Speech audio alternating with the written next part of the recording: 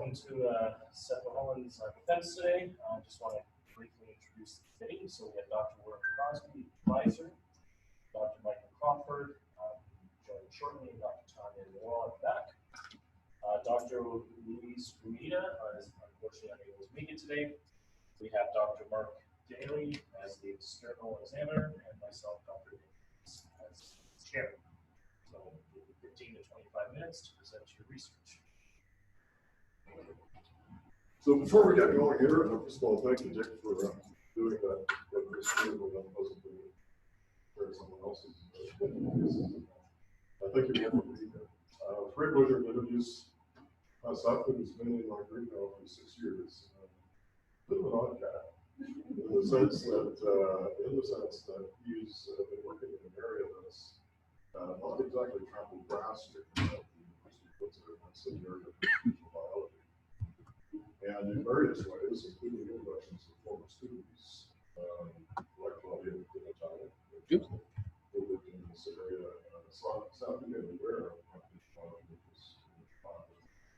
his own historical witness in this area, abilities in this area.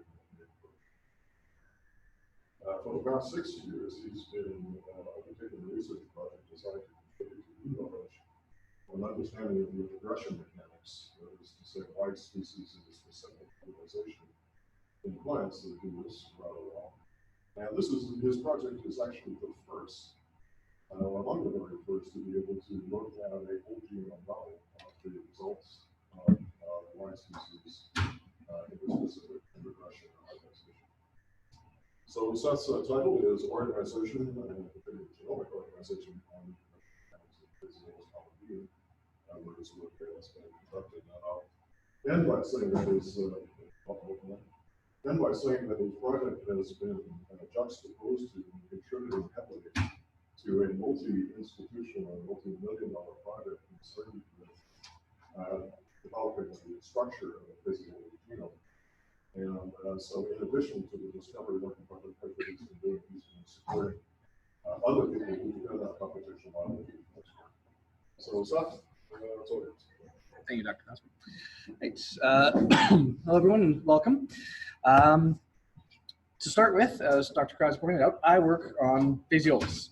This is, Phaseolus vulgaris is the common bean.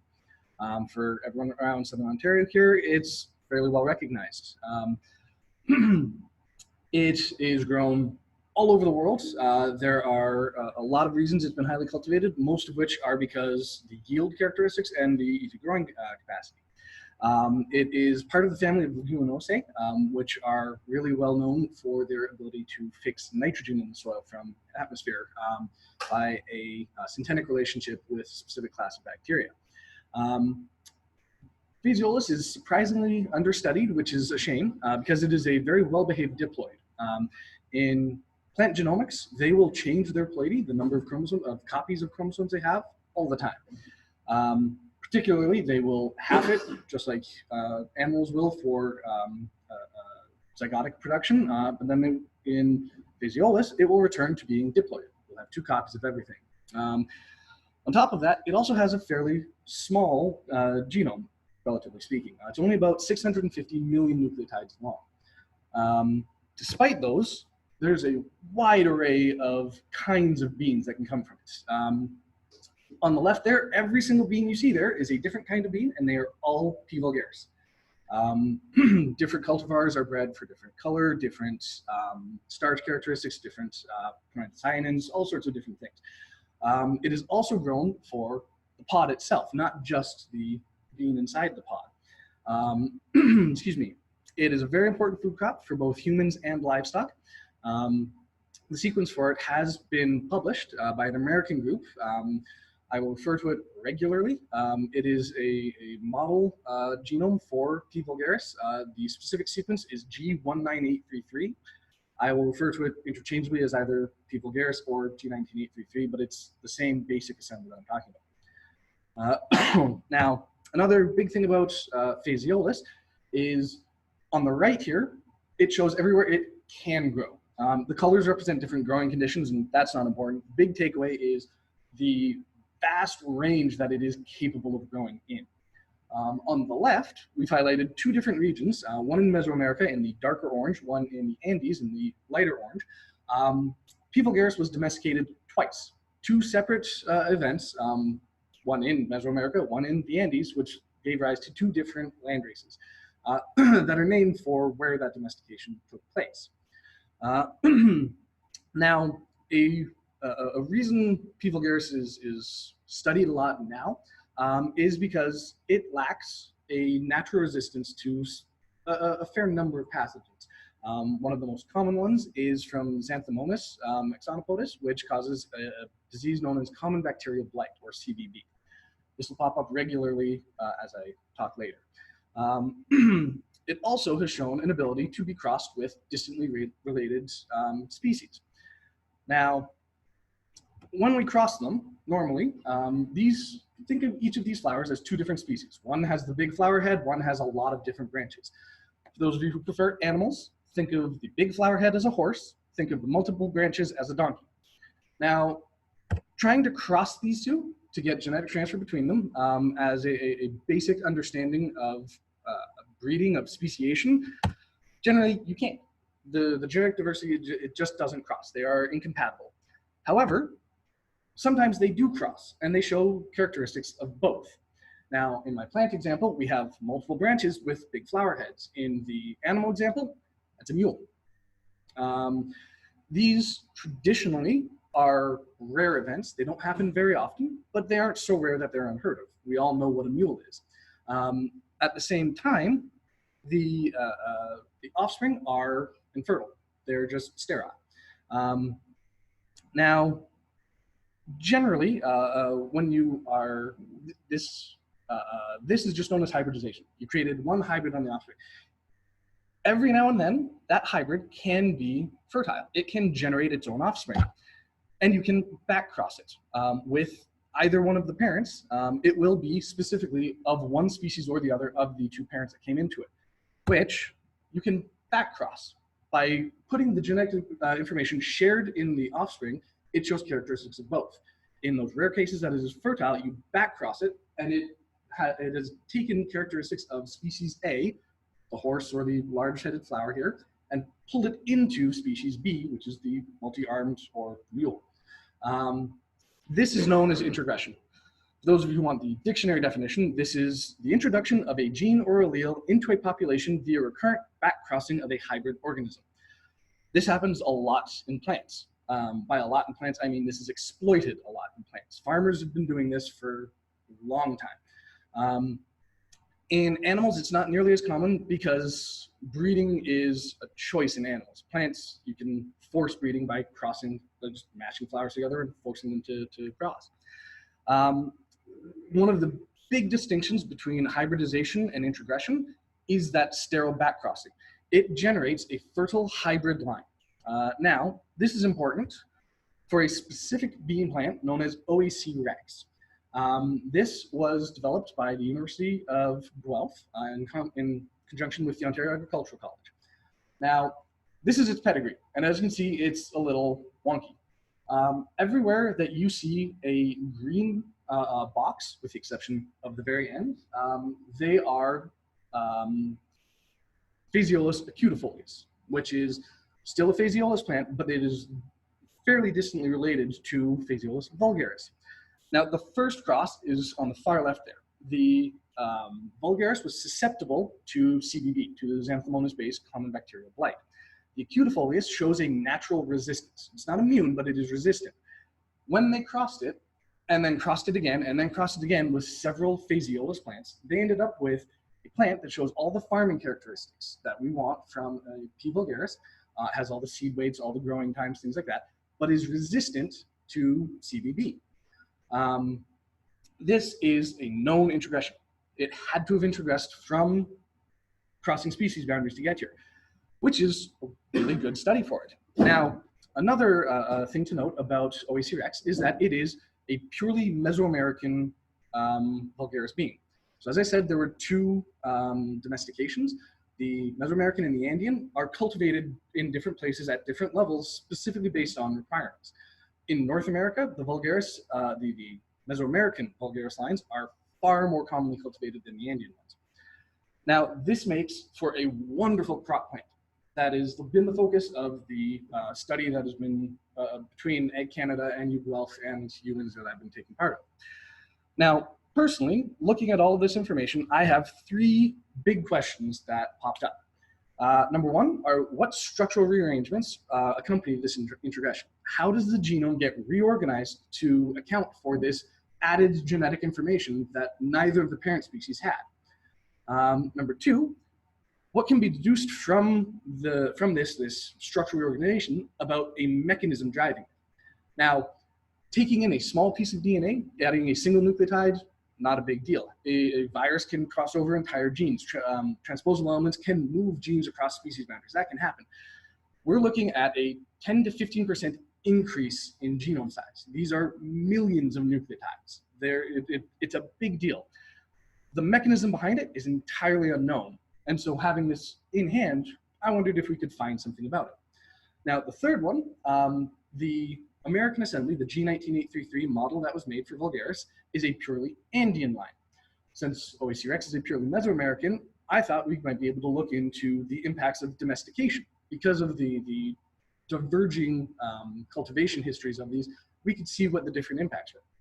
Now, when I was thinking about these questions, I was doing some looking into the literature. It turns out there are a lot of assumptions that are made when you're looking into crop phylogeny. One of the big ones that happens is how they are farmed. A lot of crops are, you have a single field of wheat, a single field of tomato, a single field of whatever plant. There are impacts that are pushed onto the plant that change its expression, change its genome, based on the environment that's around it. In the New World, maize, beans, and squash were all grown together. The corn itself was the backbone that the bean plant would wrap around to grow. They shared soil in a very close proximity. The exact impacts of this shared cultivation aren't entirely understood. And so I felt that until such time as that question could be answered, until we knew what the impacts were and knew that we weren't looking the wrong way based on assumptions of farming, I dropped the third question from my study. However, I did still have four main objectives to address the first two, to really look at introgression. First was I needed to assemble and annotate the genomes for OAC-Rex, the introgressed offspring, as well as a representative phaseolus acutafolius model. In this case, we used PI 440795 because that was the original plant in OAC-Rex's pedigree. That's where it got its CVD resistance from. I also would have done a phaseolus, but I have the American Assembly that I used instead to save me time and work. Now, the second one, I want to characterize where the introgression is. Once I have the assembled genome, I could look at the combined one, parse out the unique areas, and find out where are we getting crossover from one parent to another. Once I have those annotations and those characterizations, I can verify them. Because of a known QTL map associated with CBD resistance, we know we can look at some areas that we know something here is associated to CBD. If it is an OAC-Rex, it had to have come from P. acutafolius, and so I can use those areas to verify the predicted locations that I'm finding. Lastly, was to try and find traces of genomic rearrangement or expression regulation, to find fingerprints left over that would hint towards mechanism. So to start with genome assembly. Now, for those who don't know, the basic process is as outlined on the picture. We start with a genome. We will then sequence it. We will get generally short reads. At the time that this project was started, long read technology didn't exist. So it was really just an option of short reads. These are usually 100 to 200 nucleotides, and they are randomly distributed across the genome. Exactly what sections get sequenced is stochastically variable. Once you get those, you will align them to each other, find where there's overlap, and you will take these overlapping pieces and extend them into large single contiguous sequences. These are known as contigs. Now, once you have these contigs, you can take longer read data, something that has a known defined size. For example, if I know this sequence and this sequence are separated by 2,000 nucleotides, I have these two sequences, I can find contigs that match and know that there's going to be 2,000 nucleotides between them.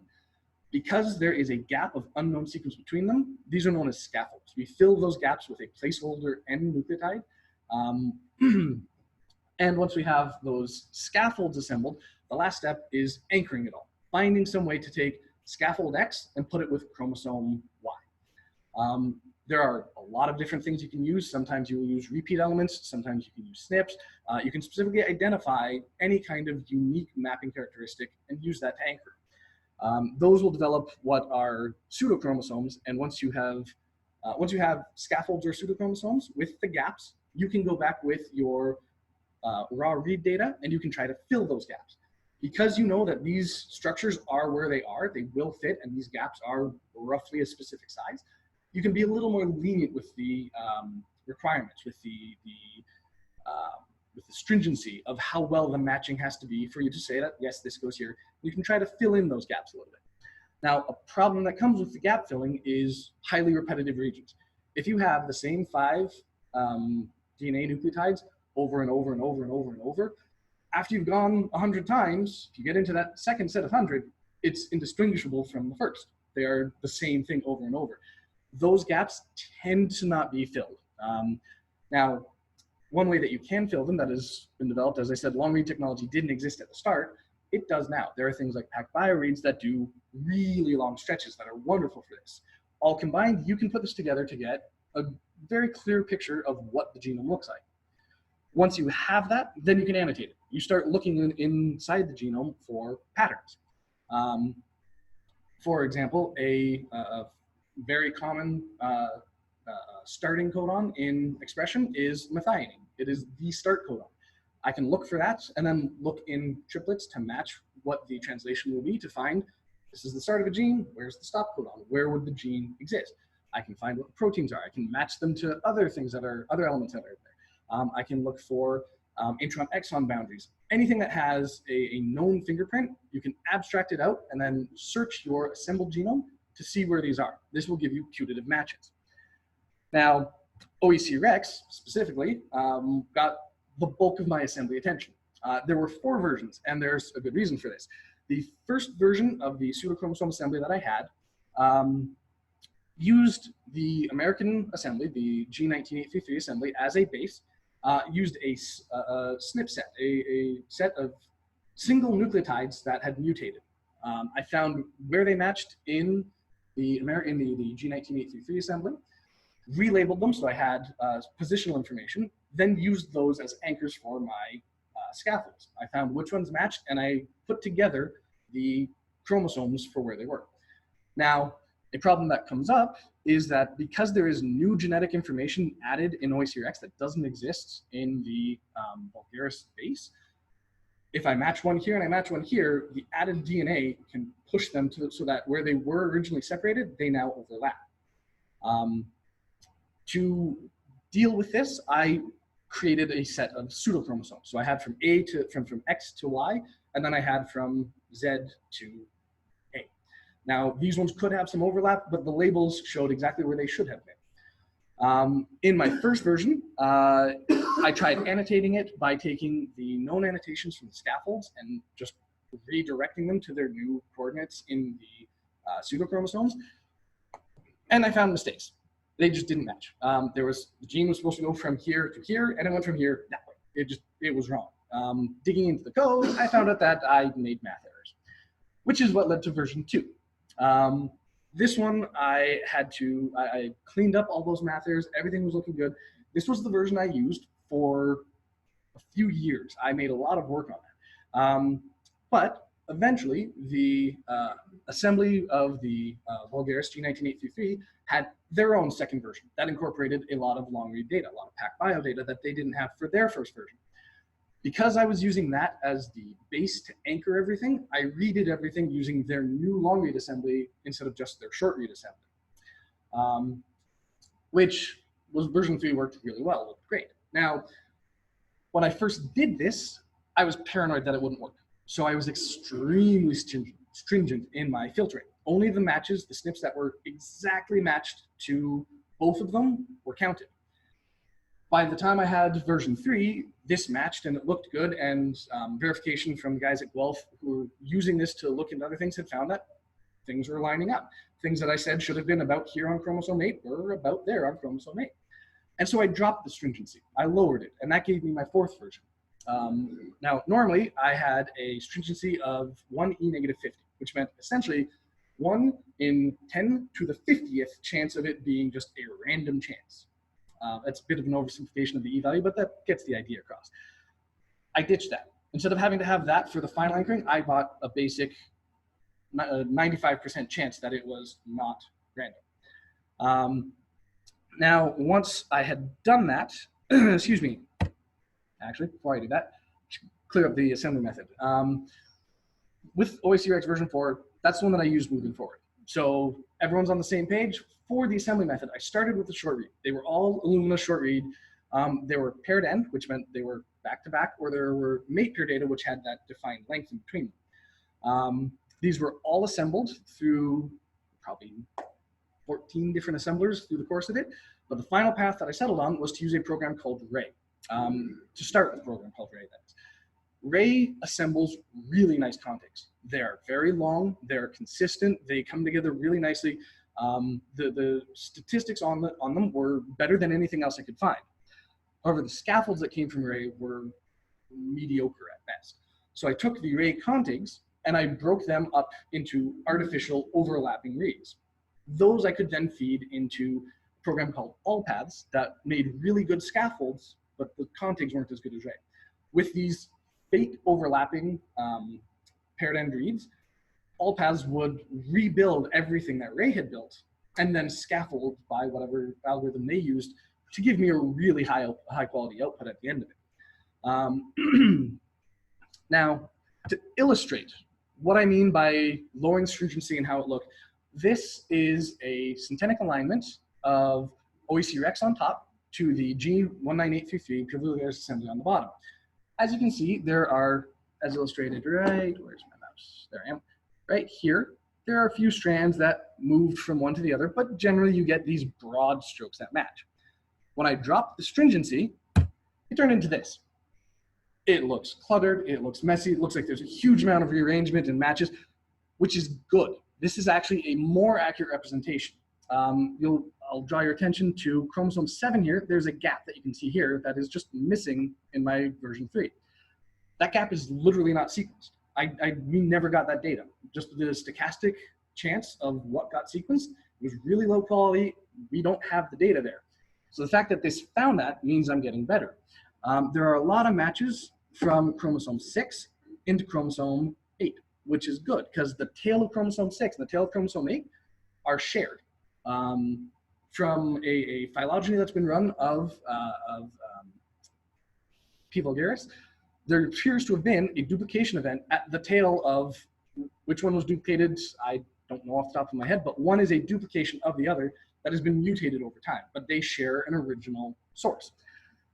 That is notably missing on this side.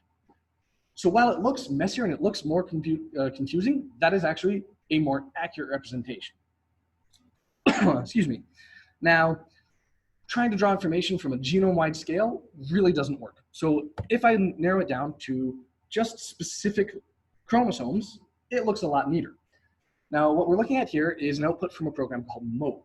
The colored chunks represent syntenic blocks. These are sections of the genome that show a primary sequence similarity to each other. In all three cases, on the top is the American assembly, on the bottom is my version 4 pseudochromosomes. Now, on the top, I have chromosome 4. The lines beneath the colored blocks show where they're growing. Now, as you can see, where am I? There we go. We have these chunks here that show a lot of white as opposed to color, whereas in the second set, there's far more color, far less white. Where there are the white gaps, there is a mismatch. It is close enough to be kept as a syntenic block, but that specific section within the block doesn't match. Chromosome 4 is renowned for being messy. It has huge amounts of rearrangement. There's a lot of things that don't make sense. Nothing was clean. It was a disaster. Chromosome 8 is the exact opposite.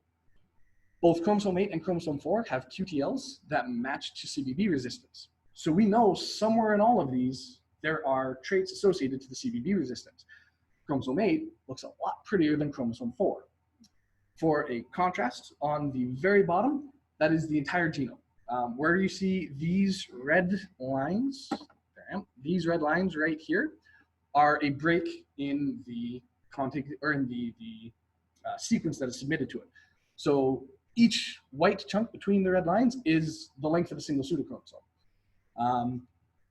Across the entire genome, there's a lot of rearrangement. There's a lot of synteny that doesn't match. It's just noise. It's really hard to filter it out. So I needed to focus on just specific areas.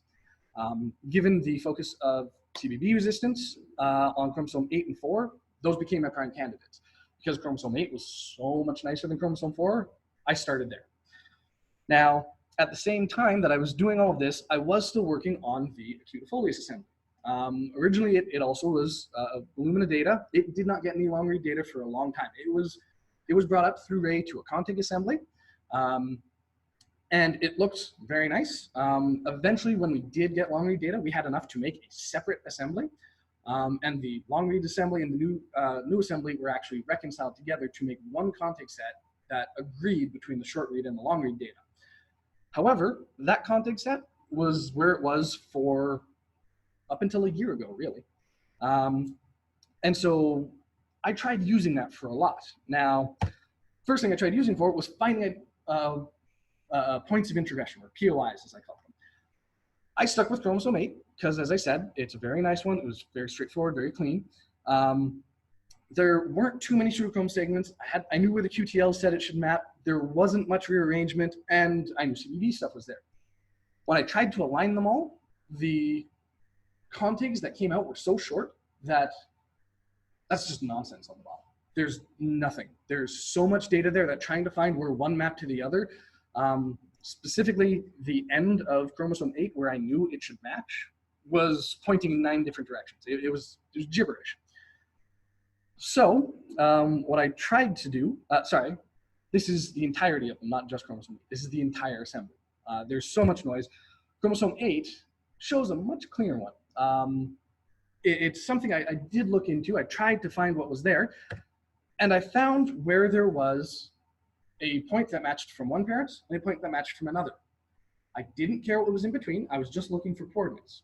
From A to B, I called that a zone of introgression. Somewhere between those, because A was uniquely vulgaris and B was uniquely acutafolius, introgression had to happen. Something had to be there. So I came up with what I could find from chromosome 8 using these contigs to look into it. I found 10 of them. When I took those 10 and I aligned them against each other to find what synteny they shared within each other, thinking if there's a pattern or something, if there's a specific genome or nucleotide sequence that's being exploited, I'd find it. And there's nothing. The blocks that I did find of synteny that you can see in here are almost entirely white. There's a small blip of color and then a huge block of nothing. And even then, it's not shared across any of them, which was unfortunate. It meant it wasn't working for me. I had to rework how I was doing this. And so to do that, I started on using multiple sequence alignments. So aligning all 3 of them together. This was made a lot easier by the time I got to this stage. I had the long read data. I have it more assembled. It looked a lot better. Now, this graphic shows the alignment of any 2 of the 3 sequences that were assembled, that were aligned to each other. This specifically is the last 3 million nucleotides of chromosome 8, which is where the CBB QTL pointed us to. The purple shows a match between OAC Rex and P. vulgaris. The teal is a match between OAC Rex and P. acutafolius. And the yellow that is mostly hidden is both of the parents, is the vulgaris to the acutafolius. Now, as you can see right here, it switches. It goes from being predominantly a acutafolius match to being predominantly vulgaris. And then it switches back. It's an interesting reveal. We thought it would be the other way. We thought we'd have vulgaris with an acutafolius switch. That was the resistance marker, the resistance trait in there. However, I did not do this multiple sequence alignment. This was one that was sitting on the server for years. So I wanted to recreate it. I wanted to make one that I knew exactly what was there. Unfortunately, I ran into a problem of computing power. I just didn't have enough. When I started running it, I could do about 1 million nucleotides at a time, but I couldn't do the 3 million. So what I did was I did 3. I did 3 of 500,000 nucleotides there are 1 million nucleotides with 500,000 nucleotide overlap, starting at the very end and working my way towards the centromere. Now, as soon as I got my 3rd one, I found problems. As highlighted in the green and blue boxes, they don't agree. When I aligned the 1st one and the 2nd one, as shown in the green box, they showed a signal in the same area, which was great, but that signal doesn't agree. And then from the 2nd to 3rd, highlighted by red, they don't even show the same signal, which means something's not looking right. Looking into it, it turns out that the large-scale approach like this is losing signal in noise. When I try to focus down, that identified signal vanishes. It was never truly there. It was just a false positive. So I had to rethink. I came up with a small-scale approach. Going big didn't work, so I decided to go small. Now, a lot of this came from a conversation I was having with my counterpart at University of Guelph, Greg Perry. We talked back and forth to figure this out. The basic idea that we did was we took all of the scaffolds that mapped to the end of chromosome 8. So these are not even the pseudochromosomes, these are just the scaffolds, the ones that we know came out of the assembler matching where they should be. I found where every one of these SNPs that I was using as an anchor matched, and found the exact range in the American assembly that covered the same scaffold. At the same time, I took every single contig that I had from Acutafolius. I could have anchored it, but anchoring to Acutafolius would have been a little off because I'm using Vulgaris SNPs and the Vulgaris base to anchor a non-Vulgaris plant. It showed some weirdness, so it was easier and within my computational power to just throw them all against it and see what matched. So I went with that. Once I found those, I broke them down into chunks, specifically into chunks of 100 nucleotides. I chose this, I tried a couple different ranges, and the general pattern was shared across a range from as low as 50 up to 150, but 100 nucleotides is the size of my reads. That was the original smallest size that I had, so I used that as a delimiter. Once I had those, I took each of these chunks of OEC Rex and I mapped it against the entire range that scaffold matched in the P. vulgaris, and then into the contig, every single contig for Acutafolius. I took the scores of how well they matched and made a ratio out of that to show how well it matched from one parent to the other. Now, if they were identical, if it was just the same sequence across the 3, that ratio would be 1. It was as much Vulgaris as it was Acutafolius. If it was Acutafolius, it would drop towards 0. If it was Vulgaris, it would it would raise theoretically up towards infinity. Now, this gave me really nice pictures like this. This is the same 3 million nucleotide range that I was looking at that has the CBB QTL that matched. And you can see there's a huge chunk of Acutafolius and then a chunk that shows fairly shared. Then there's a gap that shows purely Acutafolius and then back to a bit of a share. Now, this is great, but this doesn't show me unique parentage. To identify for sure where the introgression was happening, I need unique parentage. I need to know for sure that there is no chance this is just a common sequence. This is only one parent or the other, which means really I needed to find a way to filter this ratio that I had come up with. Now, to do this, I used a lot of express sequence tag data. This was from an earlier assembly of the Acutafolius, the original Acutafolius contigs that were, sorry, Acutafolius ESTs that were put against my version 2 of OEC Rex. It was around for a long time, but the data, the trends showed the same. Now, using this, my idea was, I wanted this. I wanted a distribution to find how well they match. Now, the colors show the different sizes, minimum sizes of the EST length that I was aligning. If it was more than the 100 base pairs, I didn't care because that was like, I didn't care if it was 110, 120 because I'd already set my 100 as my limit. Now, there's a weird artifact that pops up in the orange right here for the 60 base pairs. This is something in the EST data at 60 base pairs, it just was there. For everything else, that trend showed, and you see that same spike on the end. Zooming in on that spike, This shows the same graph as before, but this is only 80 to 100. So this is those that matched 80% or better. Now, the reason I did this was because the 3 plants are all in the same genus, they share a lot of similarity. They're approximately 96% identical. Using this, I could gather some statistical information to figure out how to filter it. Specifically, I found that from my approximately 30,000 alignments, there were about 500 that matched at each range. The mean identity across the sequence tags was just under 93%. The standard deviation of this was 3.69. Using a coefficient of variation, I translated that 3.69 back to my 0, 1 to 2 scale for the earlier graph, this guy, and I found that 0.464 should be approximately 1 standard deviation. Removing everything that is within 1 standard deviation of each other, I get this. This can now be called unique. The stuff on the bottom is uniquely acutifolious, and when I made another graph that really zoomed in to everything that was below 0.5, those were all on 0. So those scores are so low that they are purely acutifolious. Everything that is distributed on the top is more vulgaris than acutifolious, but with the exception of the points that we have on this line right here, which is these 2 points, these 2 points, this one, and that one, they are not uniquely vulgaris. They are just more vulgaris. Now, looking at another marker on chromosome 8, we have a nice distribution like this, which after filtering, you get a very clear setup. And then looking at chromosome 4, because chromosome 8 is working really well, let's go to chromosome 4 where everything was messy, it gets a lot busier. But it also gets a lot cleaner.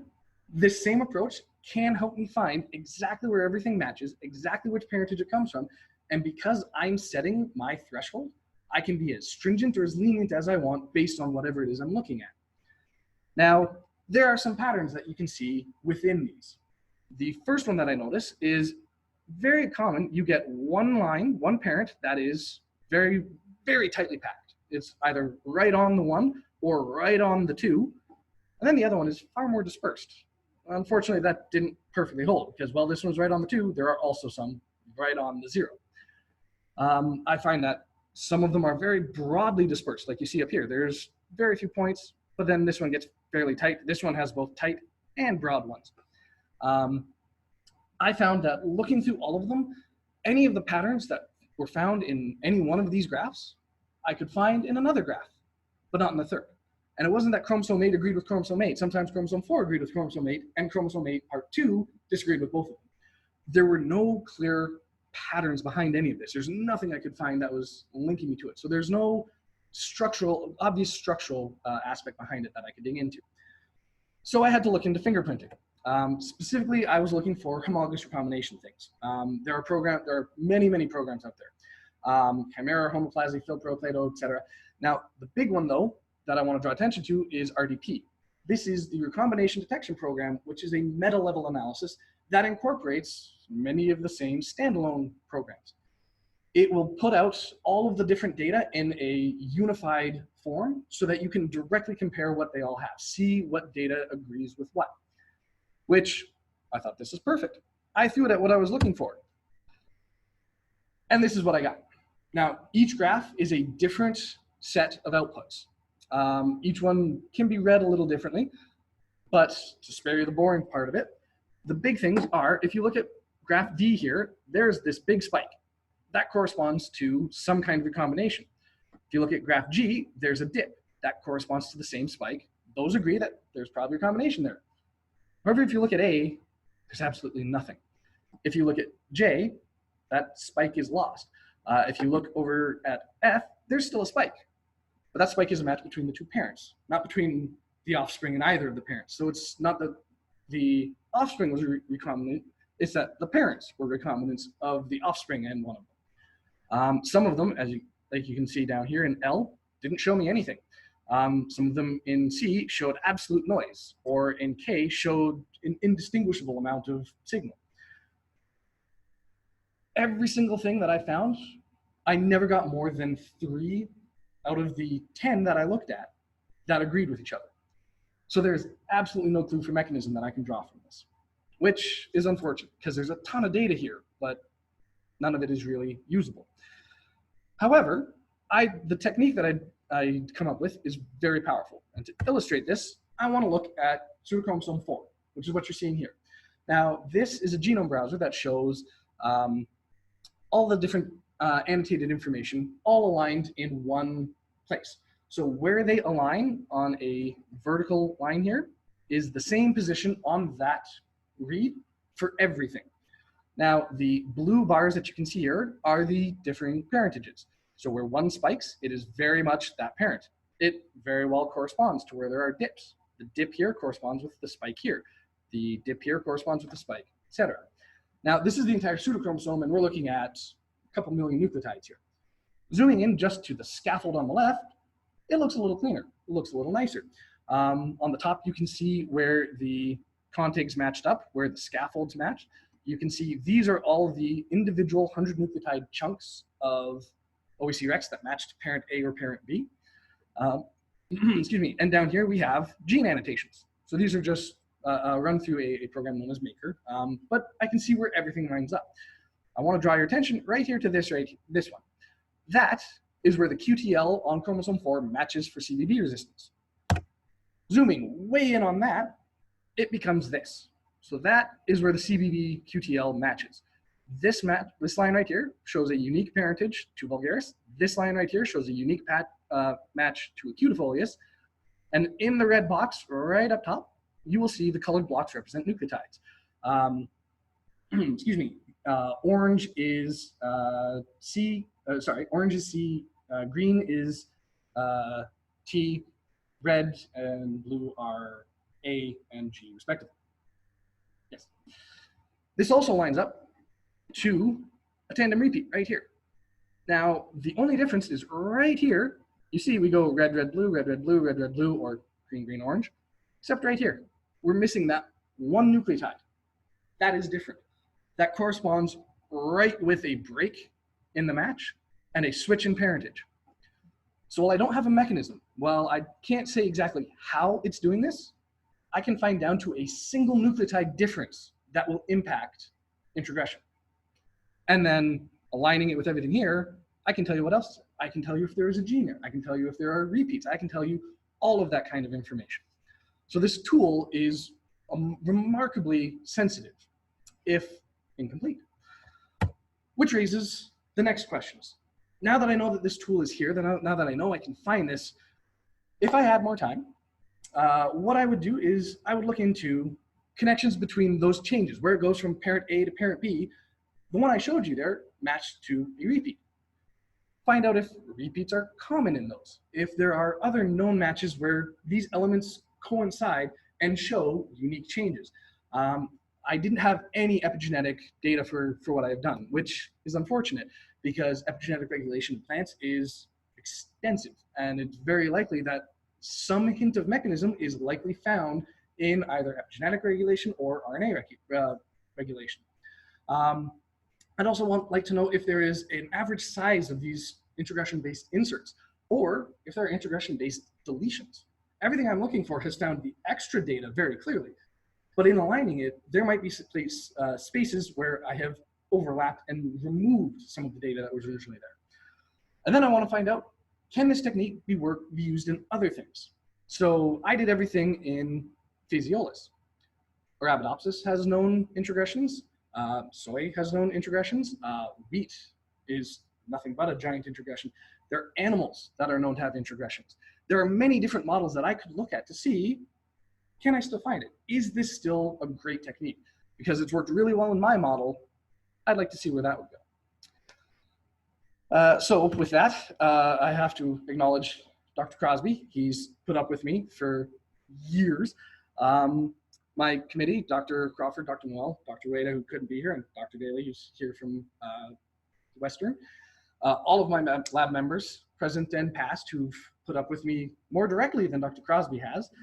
And then for external members, I specifically have to address Adrian Platts. When I first started, he's the man that I talked to that walked me through everything. He really held my hand and got got me on the right path and made sure that I wasn't wasting a lot of my time. Brad Jones taught me to code, essentially. Well, taught me to code correctly. My coding was a joke. It's still kind of funny, but he has spent hours of his life putting up with asinine questions from me and helping me grow as a person, as a coder, get better at all of it.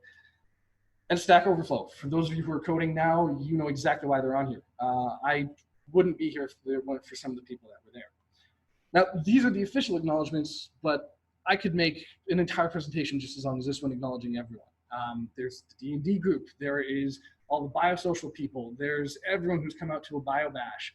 Everyone who's in this room for putting up with me, for listening. It's been a trip. Thank you.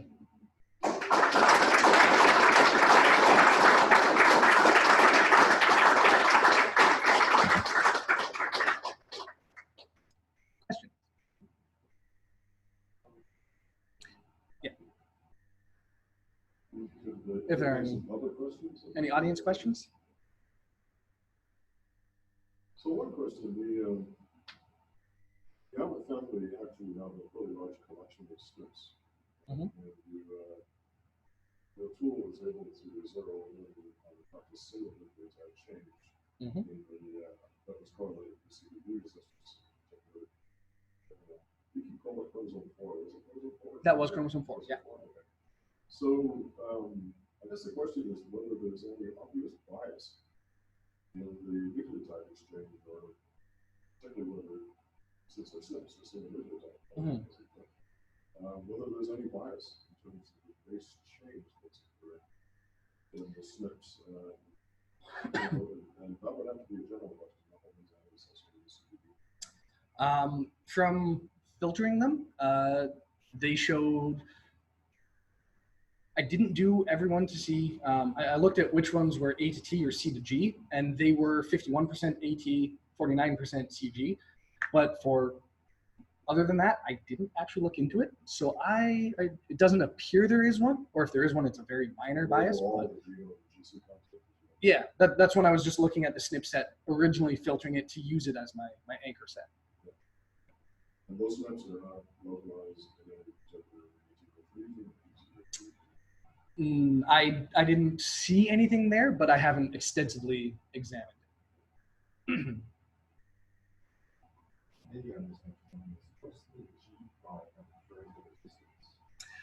So it's actually not. The product is the chromosome 8 interruption.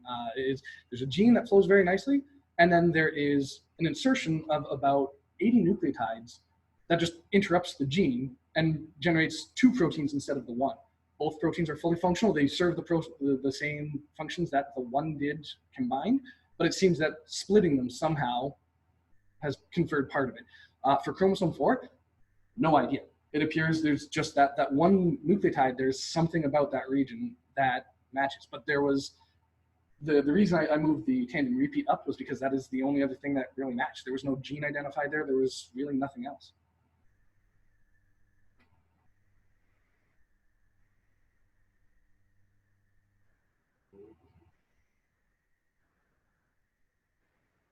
Thank you, Seth, very much. There we go. Is everyone ready to make a question? Okay, if we are, I'll start with the sterile examiner. You have the floor. Can you hear, Mark? I missed that. I couldn't quite. Oh, No. just a No. But my turn. Yep. My turn to ask questions. Yes, sir. How long do I have? I will say for the first round, approximately What length? minutes. 15 minutes. 15 minutes or so? Okay, perfect. All right, let's start. Something you said in your talk and came up in the thesis too, and it's kind of one of my big questions, so we'll just jump right in. You mentioned you'd written some code and done some analyses and then discovered an error. You sort of hand waved it away as, oh, well, some of the math wasn't right. Tell me more. In my coding, one of the things that Brad hadn't completely phased out was fence post errors. I do off by 1 all the time. I had an off by 1 when I was aligning where the SNPs matched. I had an off by 1 again when I was filling in all of the gaps. And then I actually had an off by ×10 when I was moving the appropriate unit over so that my next position was there. So I ended up, every time I was going from, I was breaking a pseudochromosome because of an overlap, I was then adding 10 times whatever the distance was on the next gap.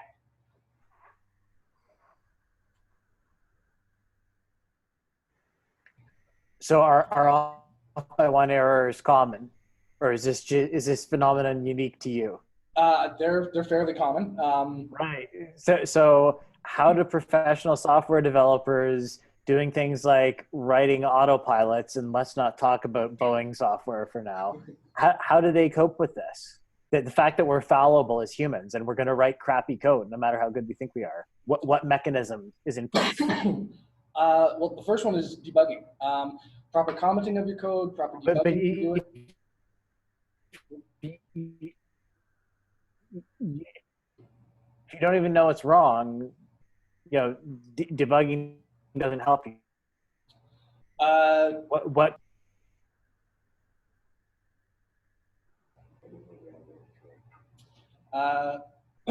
Well, the first step is proper planning. Very, very careful planning.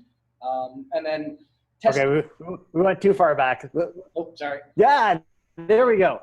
Okay, so how did you find the error in your code? So after I had assembled it and it worked and everything showed up, I tried to remap annotations that had already been mapped to the new coordinates in the chromosome. And they didn't match at all. I lost you there for a second. I'm just gonna mute my video. Okay. And hope that saves some bandwidth. So try your answer again. Sorry. So when I first got my completed set of pseudochromosomes, the first version, they had already been annotated as a scaffold set. I took the annotations that had matched and tried to realign them to where they should be on the coordinates based on where the SNPs were, and they were way off.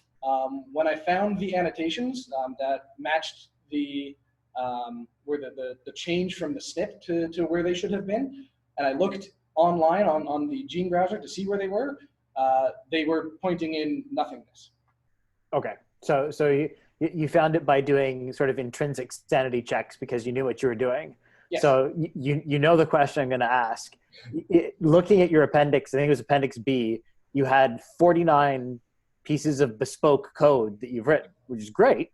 That's a good contribution. How did you test those 49 pieces of code? For every one of them, when I was specifically designing to get a final output, I started with a small sample that I artificially broke in a way that my assembler, my combiner, would properly put it together. So I did small scale testing, usually only 500 nucleotides at a time when I was dealing with nucleotide data, and I would manually solve that 500, let the computer run, and compare the output to my manual. And if they didn't match. This is fantastic because none of this is in the thesis. So I'm reading this thinking, he just wrote a bunch of C code without testing it. Oh, crap. So that needs to make it into the thesis. All right. It's like doing bench biology and saying, trust me, I did a bunch of stuff and we found this, and not giving me any of the reagent concentrations and the protocol optimization you did. You need to report your testing. I know it's boring. It's not super exciting, but it's a prerequisite for me to trust that the code you've written is doing what you claim it does. All right. Sort of peripheral question. Why did you choose to use C as your implementation language? So I'm a bit of a dinosaur. I learned C for fun, started learning C for fun in grade 6, and I've just known it for that long that when I needed to start coding, everything I had done, everything I was used to was C, and so I stuck with what I was used to. But It's very much, I stay with C because I'm not good at anything else, but I'm not good at anything else because I stay with C. So you need to work on that. You got to be versatile. I need to move into Java and Python and a few other things. Yeah. So you want to use the right tool for the job. And learning a new programming language, it's not like you're fluent in English and I'm asking you to learn Mandarin. Yeah. Right? It's you're fluent in Italian and I'm asking you to learn a different dialect of Italian, unless you're switching paradigms, but that's not here. So the choice of C, what are some of the liabilities that come with that? So the biggest risk that comes is I can make things go very bad very quickly.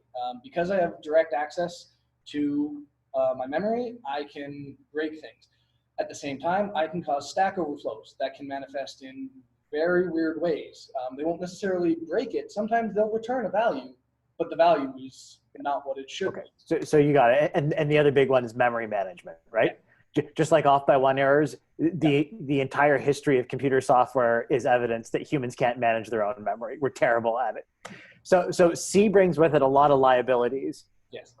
At some point in your thesis, you need to have a statement of, like half a paragraph, why you wrote stuff in C, and it can't just be because I didn't want to learn anything else. I think under the circumstances, the answer I would have been looking for here is performance, right? In many of your situations, you're performance limited, and in fact, in the one multiple sequence alignment, you are catastrophically performance limited. So it's very reasonable to say I wrote in a low level language because I'm working with huge sequences and high complexity algorithms. So you wanted to get maximum performance. So something along those lines. But let's stop talking about geeky computer stuff and talk about some biology, because that's what we're really here for.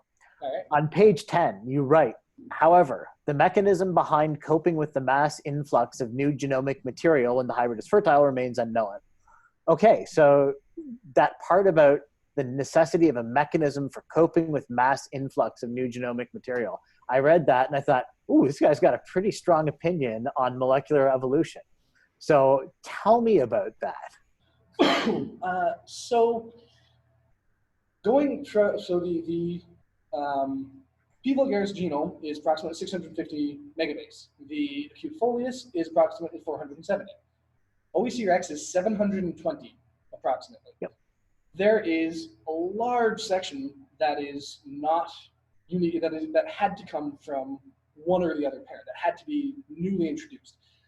Now, from looking at my attempts of a large scale approach, it's not being brought in a single large chunk. It's not like it's a chromosomal duplication that's happening. Yeah, so I'll ask you about that later. And that, I think, is the beautiful result of your thesis, that this is a micro event rather than a macro event. I'm actually just asking, you're talking about the influx of a genomic event as something that, as an organism, I have to have a mechanism for handling. And is that necessarily true? Well, if you didn't have a mechanism to handle it, any new genes that were brought in would be an increase in energy costs. You'd have to have regulatory systems that would manage them. Yeah. If there's a gene pathway that is brought in that you didn't have before, it will run rampant. And the odds of it has a chance of running rampant, and the likelihood of that rampant run being beneficial is, from everything I can't point my finger at say, this is why I think it. It is a gut feeling, but from my understanding of biology over the last years, that would be more likely a negative thing than a positive. Okay, but let's say we've been reading a lot of Lynn Margulis, and we see eukaryotes as these cells that just engulfed a prokaryote, brought the whole thing in. There's a cost to that, but there's a benefit too. And I mean, is it the case that any additional cost means I'm an evolutionary dead end? No.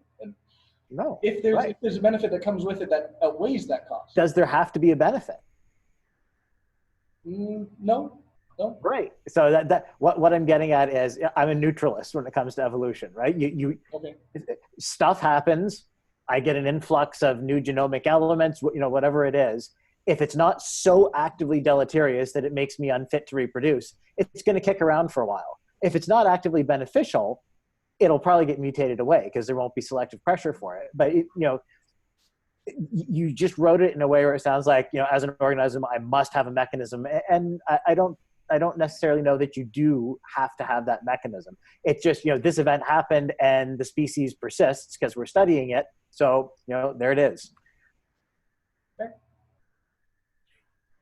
Okay, so on page 13, you write, a lack of understanding of genomics implies an incomplete understanding of species and speciation.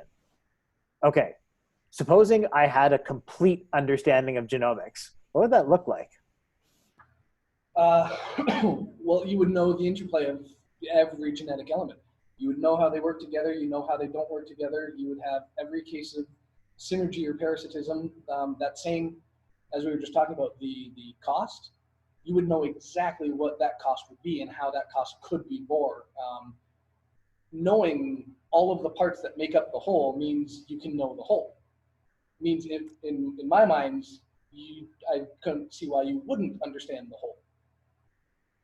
That is a very reductionist and properly scientific view. So my next question is, if I had a complete understanding of everything that goes on at the molecular genetic level, is that sufficient for me to have a complete understanding of speciation? I would say it lays all the groundwork needed for you to deduce it.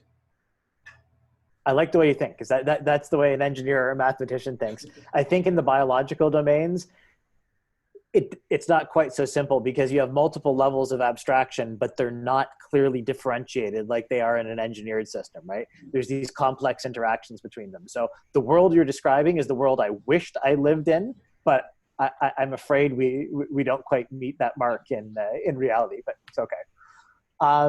Okay. Another quote from your thesis: molecular understanding of introgression would highlight where how these phenotypes are crossing species boundaries. And this is what we were talking about a little bit earlier. Mm-hmm. So fantastic.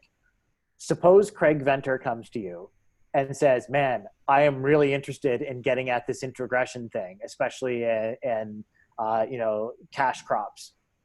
So here's $500 million. And he does stuff like this, right? Like, I'm just going to go sequence the Sargasso Sea, and great science came out of that. So he gives you $500 million. How are you going to attack the questions that you had to leave open because you had limited time and resources? You can hire as many postdocs as you can afford. Well, the first one is the first thing I had in my next question is I used my chromosome 8 and my chromosome 4 because I knew they were validated. I knew they worked. Now that I know that this works in a valid sense, let's invert that. Let's see where are the patterns in the genome. See if those patterns correspond to anything. Find if there's a way that I can draw some kind of conclusion or even a correlational match of these happen often with this. Then look into how does this correlate with it. Definitely get epigenetic data. Find out some kind of regulatory mechanism that's there. Because to my mind, the easiest way to regulate the new genomic data is to silence it, to methylate it, and then it doesn't matter that it's there. So find out if that is happening. Find out a lot of things like that. Okay, so that's good. You're going in a good direction here. Let's suppose Venter says it doesn't have to be on the current system you're working on right now. Would you continue to work with Phaseolus as your model, or is there something else? If you're just interested in introgression, is this sort of the perfect model to study it in, or are there other models you'd look at, given unlimited resource? I don't think I could say there is any perfect model for it. But from what I would honestly want to go to C. cerevisiae. There is a lot of well-documented recombination controls in that. Even if only as a validation step, I can artificially create what should be recombined to match X, and it will be the only recombination in that cell. If I can then sequence and check it, I can make sure that I am finding it, that it is there, that it all lines up. So I think for to validate the tool, I think that would be a better one. For straight up application, I'd want to say something that's more cultivated, something more like wheat would probably be a better one to go to, just because the implications of it are far bigger. Now, that also brings a lot of problems because the wheat genome is all kinds of. Yeah, you got a lot of interesting genomic duplication events there. Yeah. So great answer. Did Bill tell you I used to work with protists? Because I noticed you went right for yeasts. Okay.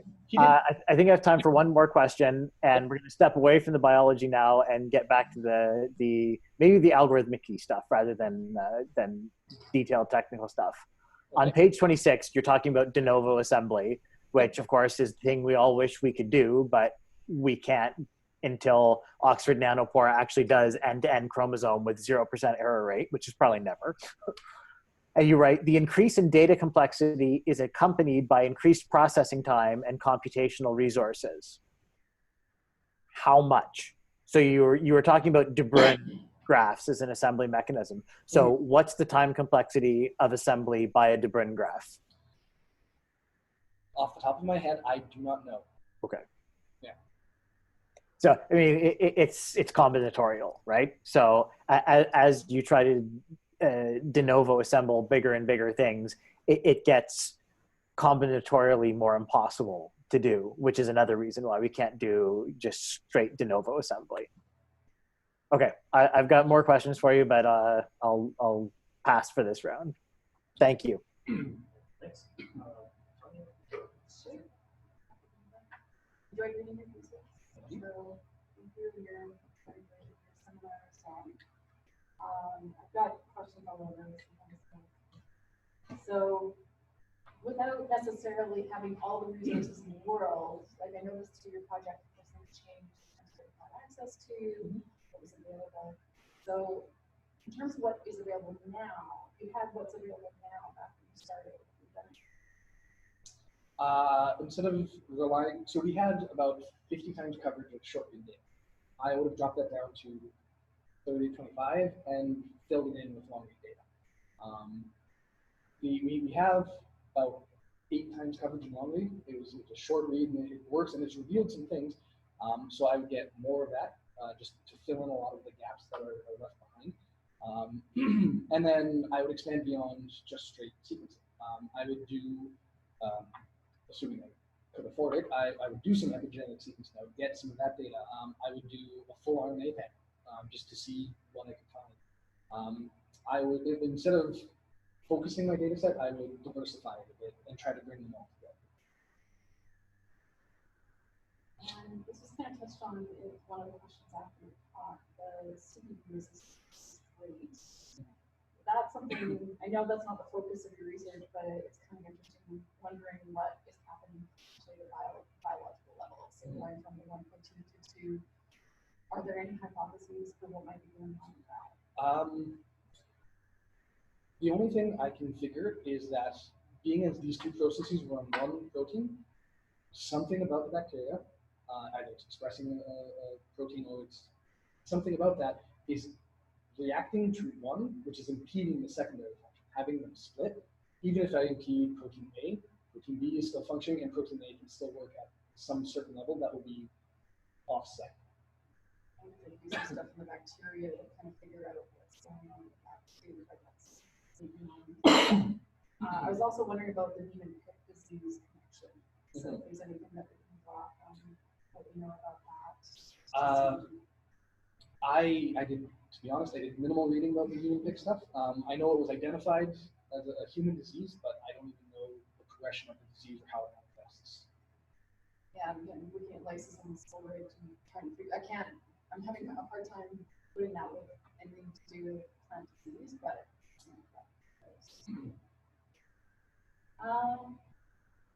Another question I have, thinking back many years ago when I was doing the bioinformatics, one of our biggest problems was annotation.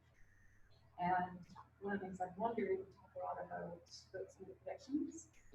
How is the state of annotation at the moment? Like, how much do you trust most of the automatic predictions? It depends what you're looking. For basic gene annotation, going through Maker, I trust it very well.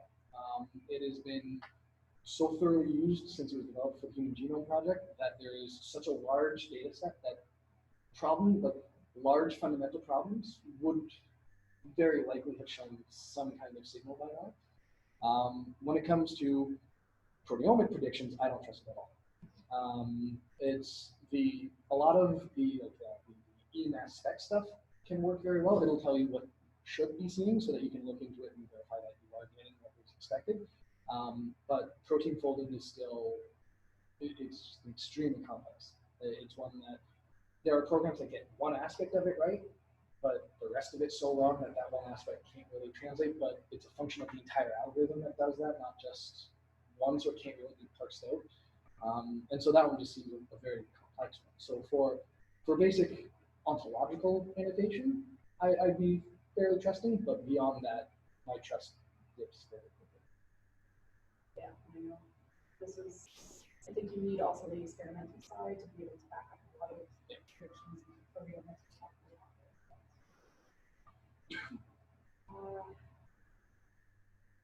So let's see. At one point you mentioned that it would be nice for physiologists to become more of a model organism for crops. And I was wondering what you think it might take for that to actually happen.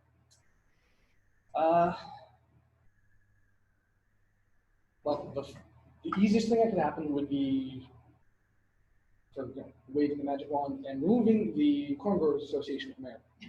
If they no longer existed, I think a lot more crop avenues would open up beyond soy or corn. Beyond that, I think it's research. It's understanding the benefits of an increased being components to your diet. How the health benefits, the climate benefits, the an improvement of nitrogen fixation would be great.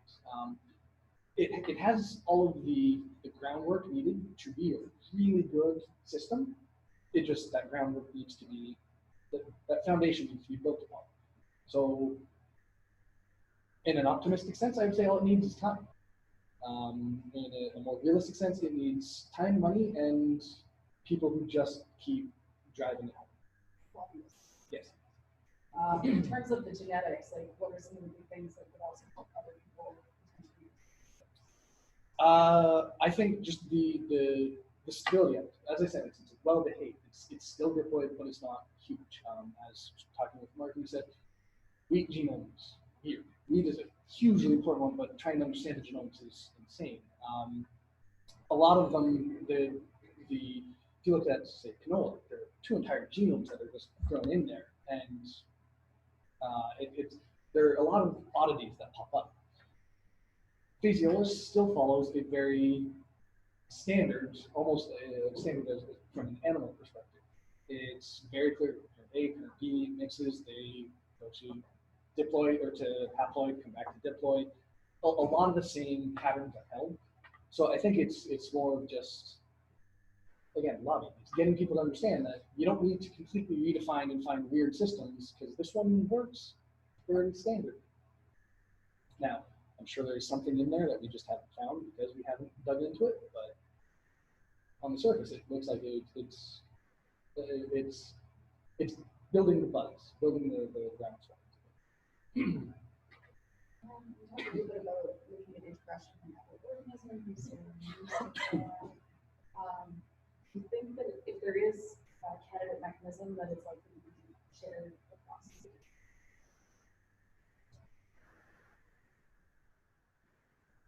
There's a part of me that wants to say yes, but that's the optimistic. I want to say that there's some ancestral mechanism that probably sources it all, but the mechanism has probably changed so much over time, over just evolutionary time, that even if we could find that base, I don't think what we see now would be recognizable in relation to it. I don't think we'd be able to really pull that together. So I don't think a mechanism would be shared. I think physiologists would share the same mechanism. I think as you move back to human animals, they would probably share a very common one. As you move back across plants, you'd probably get enough different that you're starting to wonder if it's the same crossing a kingdom boundary. I suspect you find hints, but I don't think you find a definitive, yeah, this is what it is. Okay, so then even in looking at bacterial expression, probably if there's going to be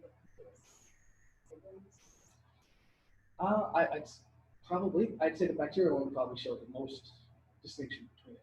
Just from what I understand, bacteria introgress more than anyone else. They do it regularly. It's not a weird off chance of a hybrid that happened to work. It's not. They just picked up the DNA and used it. So I think it would be far more versatile in bacterial context than it would in animal.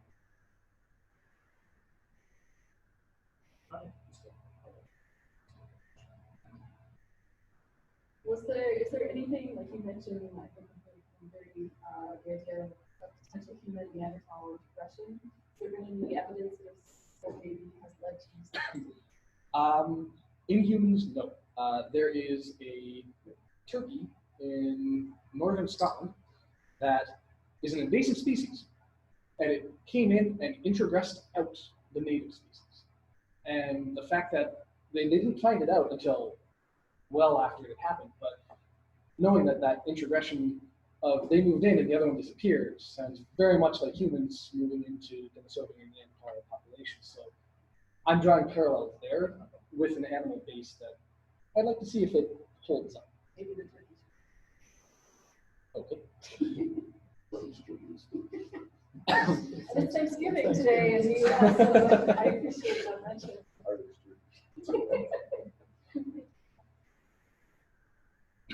First of all, I'd like to comment on the quality of the thesis, the writing. You're obviously somebody who loves words. And I enjoyed the eccentricity of somebody who uses words like oft. And it was also for a doctoral thesis remarkable. My hats off to you. Really, really well done. And I also want to comment on the quality of the presentation, which I thought was excellent. I'm going to ask a bunch of really dumb questions because I know nothing about plants, and I'm relying on you to set me right. I'm wondering, it's a smallish genome. How many genes? Depending on exactly which version you look at, it's approximately 25,000, 25 to 26. So it's pretty dense. Yes. Were you surprised at the GC content? No. When I first looked at it, the GC content was 36% in version 1, and when I got my stats, talking to Adrian, who I said guided me through this, he pointed out that a 30% GC is about what he'd expect for a plant. So that was where my almost an a priori assumption is that it should be about 30%. So does it change genetically intergenetically? I do not know. I have not looked into that. Generally speaking, protein region is 44 to 60% of context. Okay. Intergenic regions getting in the low 30s. So I was kind of surprised that it was on average on the low side. Do you know what some of the associations are regarding GC content and sort of plant lifestyle?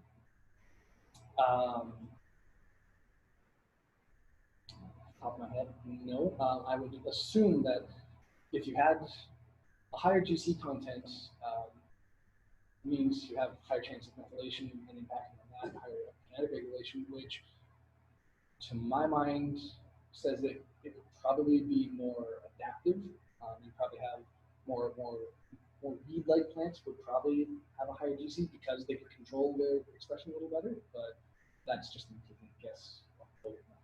For plants, is 25,000 genes a lot, or it seems fairly standard across almost all organisms. It seems that's about what you need to make the organism.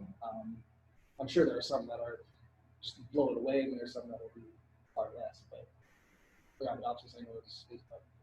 So if you were to look at various genomes in plant kingdom, would it be common to find individuals where you had large chromosomal region or chromosome duplications?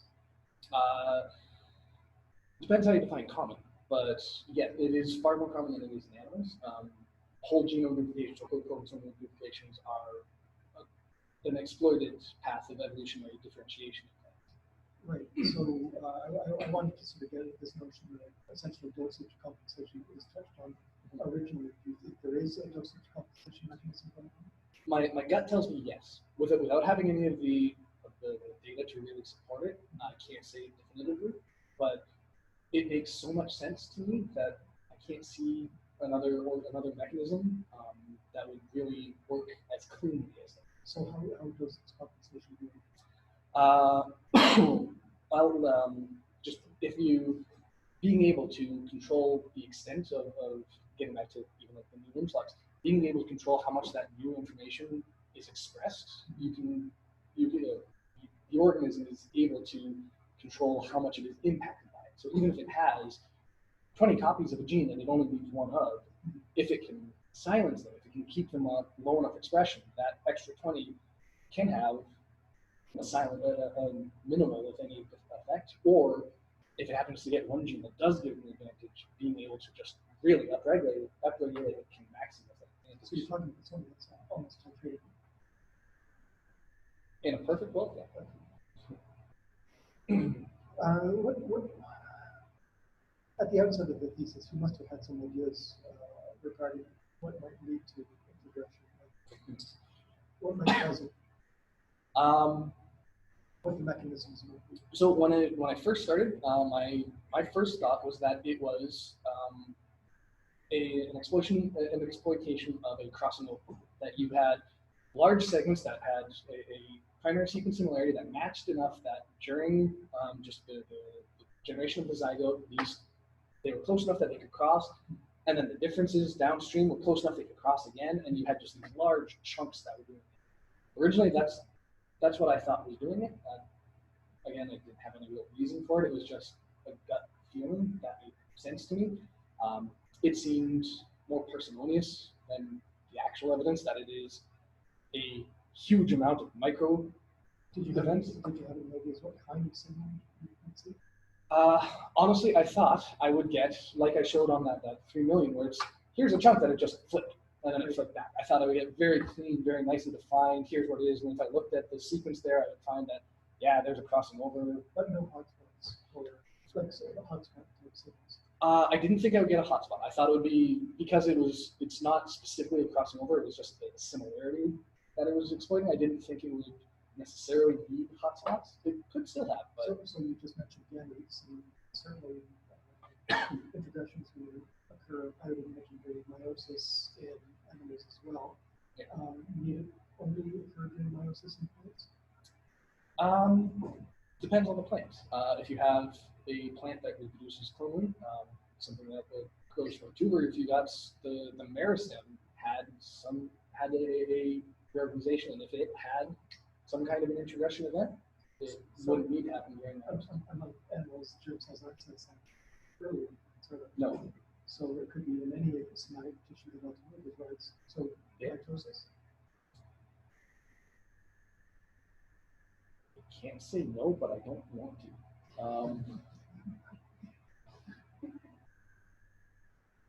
Very safe answer. Yeah, I can't think of a reason why it couldn't, but I don't want to say that it couldn't. There's something in the back of my mind is nagging me that there has to be something that would prevent it. Otherwise, we would see it far more often.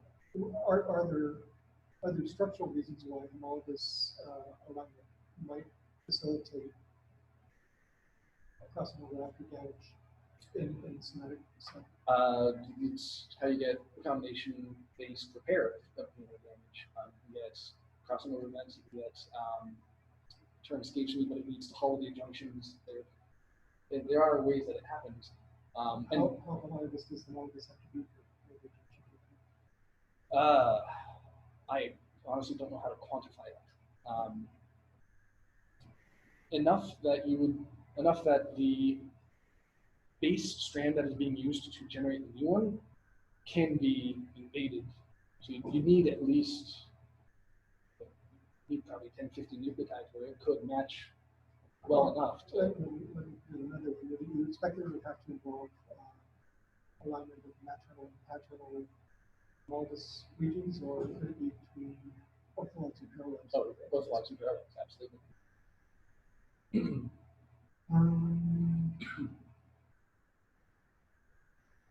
Gene conversion. Do you think it's, in your case, biased or unbiased?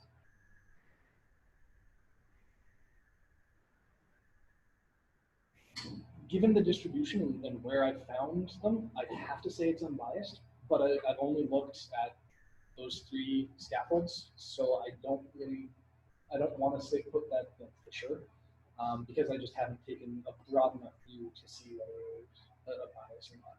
So in Arabidopsis, gene conversion tends to occur most frequently where there's no maturation, or where there are sort of habitually areas of nucleosome free. Would the same thing be occurring in Physiolus? I would assume so, because same principle, you still need access to the DNA for conversion to occur, so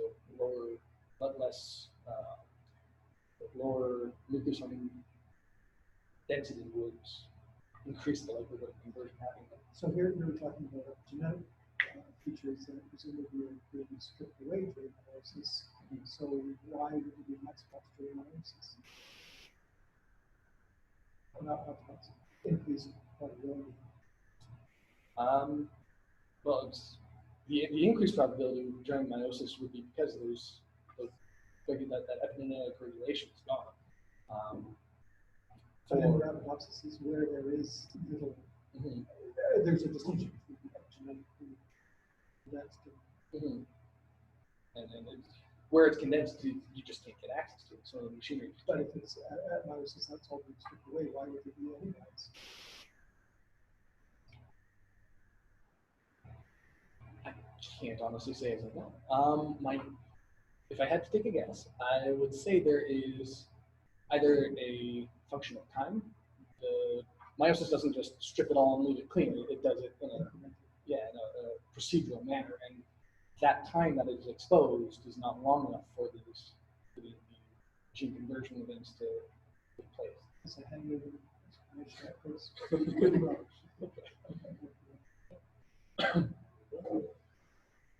Thank you. Yeah. So writing the thesis, good job, Grasshopper. What I do have a version of the PDF with about 200 suggestions, and some of which were edited by the cleric, which I would like you to, and the others are just kind of minor format things. So, but overall, very readable. So I appreciate that.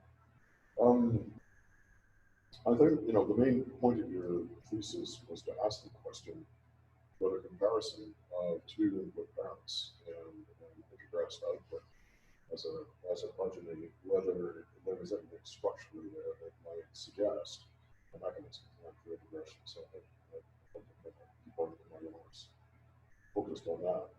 Part of this does have to do with what's come up already, and that is the issue of how to manage the expression of genetic information, particularly when there's an abrupt change in quantity of genetic information that needs to be subject to regulation. Are you familiar with any natural or forced hybrids? And let's take the tetraploid called Brassicomapus. Are you familiar with kind of the story there? So Brassicomapus is a hybrid. In broad strokes. Right. So what happens in Mapus? When Brassicomapus is made by a cross generation of the tetraploid between Petrus and Orvicea, what happens to the expression of the inbred complementary genes from 2 inbred parents?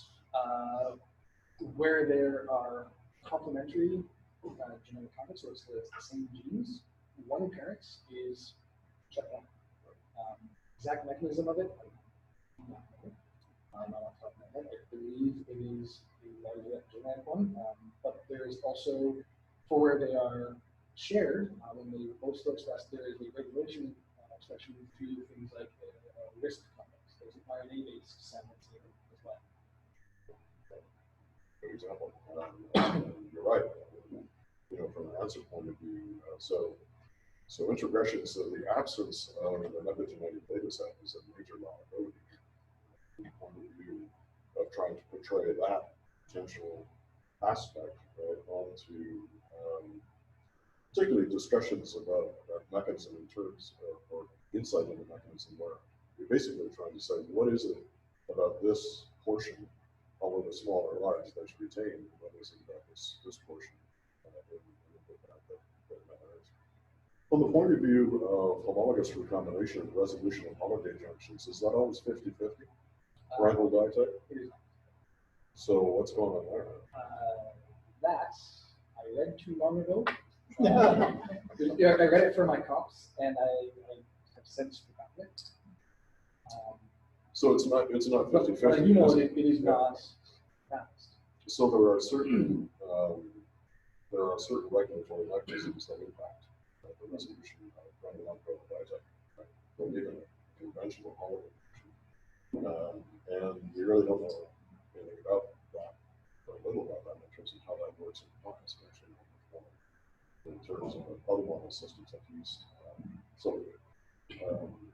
Yeah, so that's another aspect, right, where primary sequence similarity, right, may in fact manifest itself as a higher than observed frequency in crossover, but you don't see it because the junction resolves back. So any inference based on primary sequence similarity, I'm looking for crossover events, is bound to be underestimated because more than randomly the kernel voltages. Okay, let's go to page 14 here. You used the term you got me there. I'm the supervisor, you still got me there. Page 14, the OAC Rex section, we talked about OAC Rex's life history as a trait. What are we talking about? It's so in which one? We're talking Just about, on which section. oops, page 14 here. So you're talking about the progression, and you're talking about its life history, traits designed, blah, blah, blah. Yes. Right. And you kind of threw me in terms of what you're talking about in terms of life history. So the timeline it takes for OACRX to grow, as just with OACRX testing as many as they can, they actually have all these different beats. There are a lot that show good traits, but the growing season is just far too long. The time from seed to harvest is Okay. So what the breeders would refer there is agronomic traits. Time of flowering, yield, so yeah, okay. All right. Yeah, you might because life history, for example, would mean things like Mark referred to reproductive success, for example, in a slightly different climatic region. Would be a gross life history change that would affect the vicinity, for example.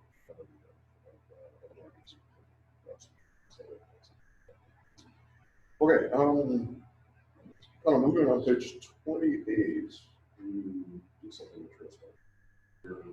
You're reviewing the intrinsic behavior of some of the assembly algorithms, right? And I think Ray behaves, but you can maybe educate me a little bit because I've forgotten whether Ray behaves in this way. And that is when two contig alignments are statistically equally likely to be valid, not necessarily the same sequence underlying that statistical similarity. If they are equally likely to be valid, one of them randomly is eliminated and the other one's retained. So what implications does that discarded sequence have from the point of view of the success of the assembly overall? Well, it depends on how common it is. If it's happening with every other config, that means there's Half the information could be wrong. If it's happening twice in the entire assembly, then two of them are close enough that these pathways branch. With Ray, when it discards them, it doesn't discard them, it doesn't just toss it aside. It keeps that abandoned pathway and moves on. If another context set starts moving into the similar pathway, it will revisit and refine. Get a good point. Yes. Yeah. Exactly. Okay. So it's actually not lost in the assembly. It is, Get Ray. no. But to move forward, it has to make a decision, so it randomly chooses. to Okay. move forward. So it retains one and places the other one in a holding bin, basically, for future, for possible use as the assembly grows. Okay. So yeah, because do all algorithms do it? All assembly algorithms? No, some of them, specifically when there are branches, will report to 2 of them, and it's up to the user to define which one they want. Some of them will simply report them as A and B, and some of them will take whichever one was first. So if this read was first in the list, it will just take that. Take that, and the other one goes. And the other is just Okay. So an understanding of the underlying algorithm here is really critical. And I raise it partly because you more or less experimentally, and with some introductions from Adrian, right, stumbled upon array in the K41 K value as being optimal. Right? You didn't say much in your presentation, but it's mentioned here. So how did you? So when you say that and you use words like nice and pretty and so on here in the presentation, which I dissuade you of, those are words that Donald Trump would use. The bottom line is, how did you evaluate the quality finally in the assembly? Or what were the objective criteria that you used to evaluate the quality of assemblies as you were evaluating the different algorithms of which one was correct? The first thing was length. Specifically with the contiggers, it was contiguous. That was the most important. The larger the contig, the better. After that, the number of contigs. If it made the longest contigs, but it only made 4 of them, and then it had 10,000 that were tiny, it really didn't matter. After that, then I looked into it was the distribution. How many of them were more than 100? How many were more than 1,000? How many were 10,000? How well were they distributed on that? And then the last one I looked at were things like the median contig size and the NG50. Mostly because NG50 is a very weird statistic, and without an understanding of the other ones, it doesn't give you enough information on itself. Okay, how about functional criteria? For verification of functional ones, started with Sigma, but then eventually replaced with Busco, which is Sigma version 2.0, which is with a much better base data set. And just for clarity for everyone, Sigma must be what?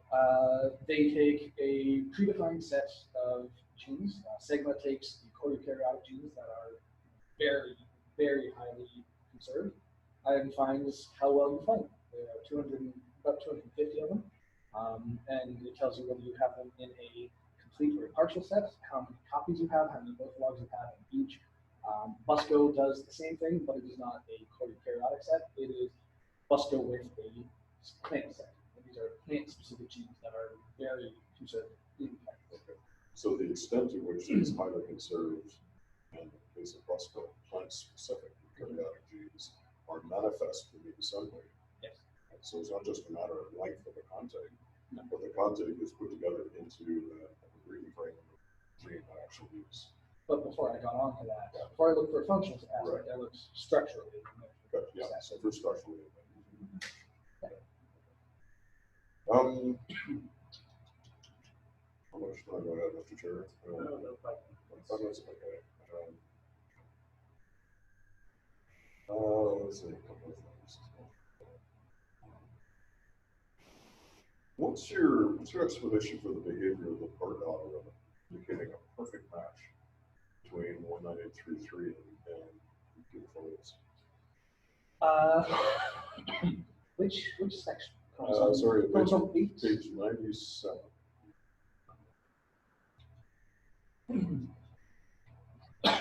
Which So is that? that's the one where it identifies those as being perfectly identical. Yeah, but return nothing a uniform else. signal, a perfect match. Um, So what's BERT doing? Honestly, I think there was not enough information. It found a match, but it didn't have enough data to argue against that match. So that perfect match was propagated across the entire region without anything else because it just didn't have anything to contradict. So I think it was a matter of not enough information to take the noise and turn it into a true signal. So I think it was just a false positive. False positive, right, right. Yeah. So, last question, and actually goes back to questions that have been asked earlier. You mentioned that the physiologist presents a lot of features that might make it an ideal crop model system. Rhabdosis is out there, and with all of its support material, it's not a crop. Which is why I had an element argument studying it actually at the NRC. Finally came in because it was similar to all. But in the end, what is it? You mentioned diploid, stable diploid, modest sized genome. It's only 4 times the size of the boxes, something like that.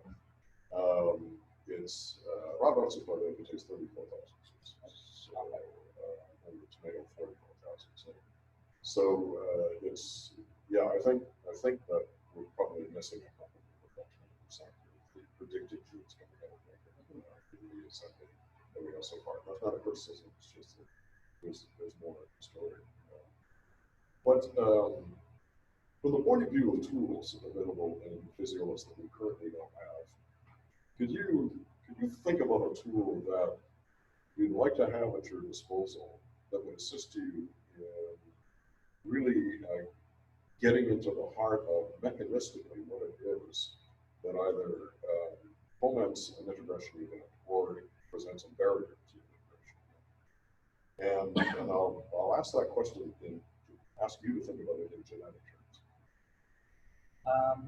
Don't know if it counts as a tool, but really tear and everything the number of recombinant red lines that built the base for what turned into tear. I think having that in physiologist would be probably the best I can get, just because it gives the broadest landscape of genome of everything that's there. For all of the variants, everything that is different, having all of that data and having it in an organized and structured system like CARE has, I think that would be the best tool I can get. But I don't know if that counts as a tool. Yeah, so not just the 1,000 lines of the sequence to the various sequentypes that are out there. But also the RI stuff. So if you take a shuffle deck and then you backpass it repeatedly, what is it that persists at a sequence level? Yeah, I would agree with you. So those kinds of tools, I think that would be. Think of anything else? If you wanted to experimentally get at the heart of when Jacob Monod wanted to know genetically what the basis was of beta-galactosidase turning from a BCIG into something blue, what did they do? What did they do with E. coli? Mutated it. All right. The nice thing about random mutation is it makes no assumption about structure function. It's basically, okay, now I'm going to look for things that no longer turn this galactosidase substrate blue. Okay? We know I know biology, I know this one line. So then just do But that was the strength of the approach. so then do a massive mutation screen of Oh, physiologist yeah, to see the screen for screen. in terms of regression. Yeah, what happened to the human picture? It got interrupted. Do you think of any genetic traps in the generation of interrupted genes? What is it easy to see?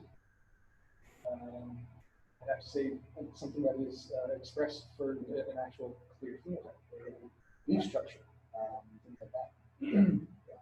So the way it's gotten done is to express a gene in certain conditions that kills something unless it's interrupted. Or something that doesn't kill something. So something like that, right? So because the longer term story here, this is a sequence-based story, but the longer term story is what's going on. The point of view of mediating this current, and as you found uniquely, large scale, pan genome, but relatively small chunks involved. And that was the surprise, as you said. And now the question becomes, is that under some kind of regulation? Is there some kind of mechanism to solve? If there's a mechanism, then there should be a way to impede that mechanism. Be effective. Right. However, with that, I'm not sure that there's a mechanism. Correct. Right, absolutely. There Yeah. might be mechanism. But people Manoa had no idea what the hell was going on in the lockout run either, but that was the beauty of the approach, right? The fact that the genes are clustered. But in the end, it's just what is it that interferes or stimulates, right, the operation of the cell. So insight was gained by a random genetic approach that basically said, right, any gene that's involved in this process, your way of finding it as a leading disease happens.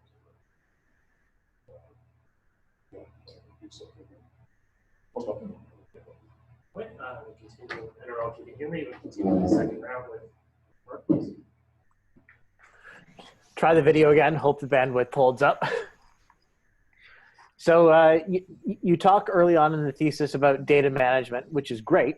I have a follow-up question about process management. So there's a lot of pre-processing that goes on in genomic data. Do you keep a process log of every step you've taken, sort of from your raw reads through to your finished product, in such a way that I could replicate your pipeline one for one? So actually, my entire pipeline is run as a bash script that I save as a non-defined, an unextensioned file, where I literally paste every single command I've put in with a bash comment to say what it is. Mm-hmm. If there are things I've done where I went into, say, Excel to modify a CSV before loading it, I write instructions of what I did in almost like a protocol sense. And then when I back up all of my data, I back up all of the intermediary files, everything, and I include that script in that archive. Fantastic. So everything you've done is replicable by a new student coming into the lab or someone else who wants that. Excellent, because that is very much, as you'll know from reading the literature, that is very much not always the case. Some magic algorithm output this perfect assembly. Just trust us, it's fine. So here's a curious quote from your thesis I want to talk about. One of the most difficult aspects of data management in scientific research is the distinction between noise and signal. Can you define SNR for me? I don't think I could give a textbook definition, but it is how much of what is identified as signal, as being a truly informative piece of data, as opposed to just being stochastic output that is resembled signal. So it would be, how often do you get a false positive, something that looks like it is informative data when it is truly just noise, and how often do you get false negatives where you think something is noise. So the SNR, the signal-to-noise ratio, is just how much of your signal is truly signal, how much of your noise is truly noise. How do you define stochasticity? Just randomly, without any clear input, without any obvious cause. Are stochastic, random, and noise synonymous? I would say stochastic and random, I want to say are, but the fact that you're asking the question leads me to believe that I might be wrong. But noise is not necessarily random. Noise can have a pattern. It's just not an informative signal. Okay, so you danced around the question when I asked you to define SNR, and you said, well, this part's the signal, this part's the noise. So, I mean, the reason this was curious is this a data management problem? Determining SNR?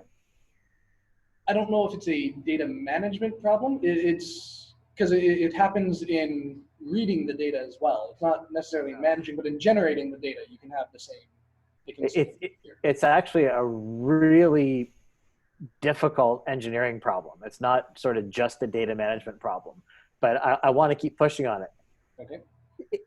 If I say what's a signal and you define it as a signal, and what's noise and you define it as the stuff that isn't a signal, that still doesn't help me, right? If you gave me some of your data, how could I identify what's signal and what's noise? Well, there's a contextual element to it. Signal is something that is Okay. Now we're informative getting in the context. Noise is something that doesn't give you information towards that context. Be careful with the word information. Okay. Because if you're talking about information in the Shannon information theoretic standpoint, noise actually has a lot of information in it, which is counterintuitive but true. So this is a really difficult thing, and you need to write a little bit more about how exactly you attack that problem. I think you do later on. I didn't like the characterization of SNR as sort of just a data management issue. I think it's actually really challenging, especially with the type of data you're working with, right? You're doing genomics at a weird time in the evolution of the technologies, where we have technologies that can do short reads that are really accurate, but really short, and technologies that can do long reads that are terribly accurate. So for Illumina means something different, and noise for Oxford, and noise for the person who's trying to combine all of those things to actually get at a biological ground truth is different again. So there's sort of a hierarchy of SNRs there, and they interplay in a really complex way, which of course you're familiar with because you've been living this for the last 5 years. This is not a trivial problem. No. Okay, so some more biology. You write, a genomic interpretation of Darwinian evolution suggests that increased homology, and thus synteny, indicates organisms are more closely related to each other. Okay, let's unpack that. At the molecular and phenotypic level, so let's just stick at the molecular. At the molecular level, do we actually observe Darwinian evolution? Yes, you do see where if there is a specific molecule that is better suited to achieving a needed goal. For example, if there's a molecule that can break down a sugar more efficiently than one than a related one, that breaking down of sugar could have some downstream effect that would be potentially selected for. If you have a molecule that is specifically causing sterility, it will be selected against. You can see on a molecular level, you could see the impact of a selective pressure influencing the next generation of it. Okay, so let me be a little bit more specific. You know, Darwin's view of evolution has this sort of constant moving process, right? You know, the beak, every generation, the beak gets better shaped, whatever it is. Is that true at the molecular level? That protein, you know, with every passing generation becomes better and better at metabolizing that substrate sugar?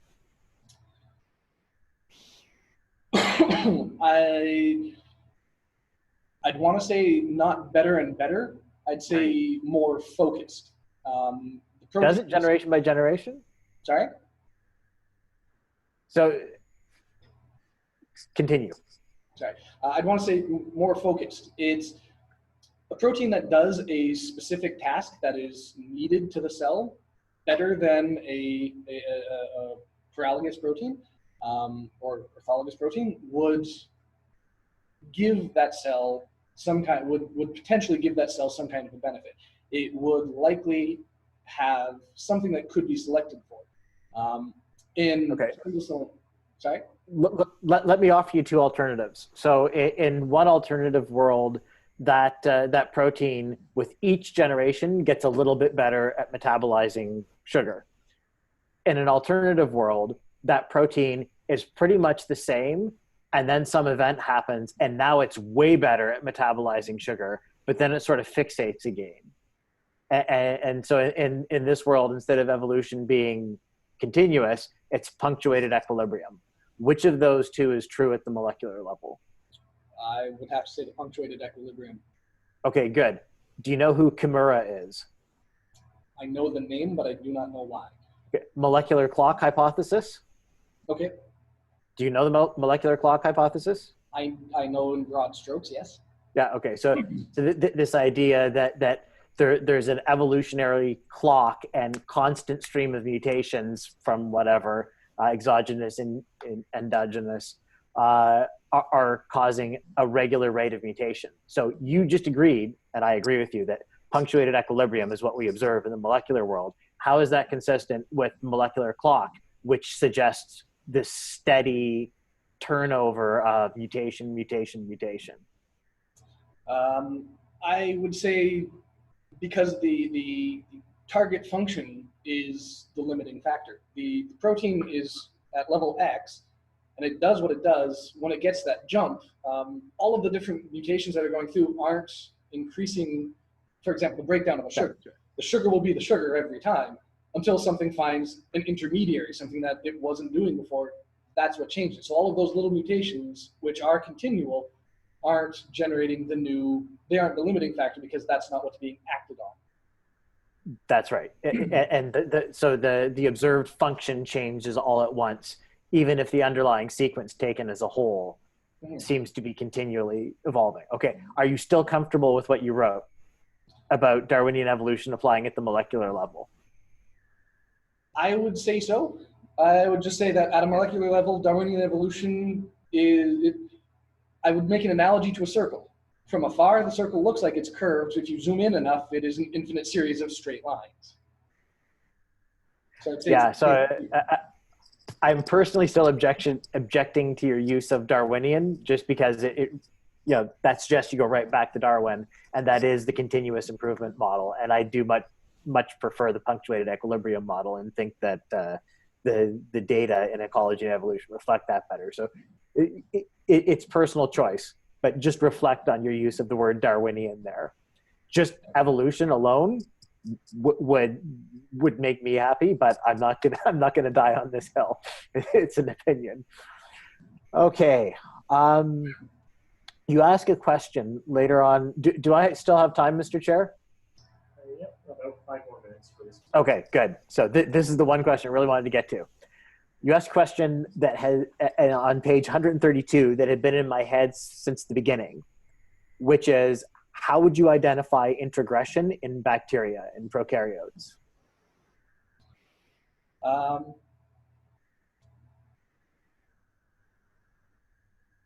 So the easiest model of finding it would be when it takes an exogenous piece of DNA. When it takes an exogenous piece of DNA and incorporates it into its genome, that should be an introgression. However, bacteria are weird because you don't have a clear parental line to begin with. So there are all kinds of caveats and exceptions that add wiggle room. They make it a much more complex, much more hard to define question than it would be in a more eukaryotic model. Right.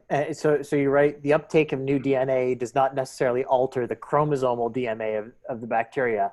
Mm-hmm. And so the question is the concept of chromosomal DNA really all that functionally relevant for a prokaryote? I'm stepping far beyond my expertise. It's okay. That's the point of a thesis defense, is I push you. But I would say no. My understanding of it is the entire concept of speciation in bacteria becomes questionable because there are no clear definable traits that you can apply a phylogeny to break it down every time. There are very immediate changes that can happen that are perfectly acceptable in normal functioning of the bacteria that do not fit a normal species break. And so I would say that no, the concept of a core set of chromosomal DNA is not that it is incorrect, but that it is incomplete. Bacteria don't need just a core chromosomal DNA like eukaryotes. And you've got all these plasmids hanging around, right? And you can trade these plasmids, which gets to the other piece. How would you differentiate introgression from horizontal gene transfer? This is one where I would have to take a cop out and say, relying on that chromosomal, that core, a plasmid is separate and contained. Yep. It doesn't go into that core circular DNA, that core chromosomal DNA that it's labeled.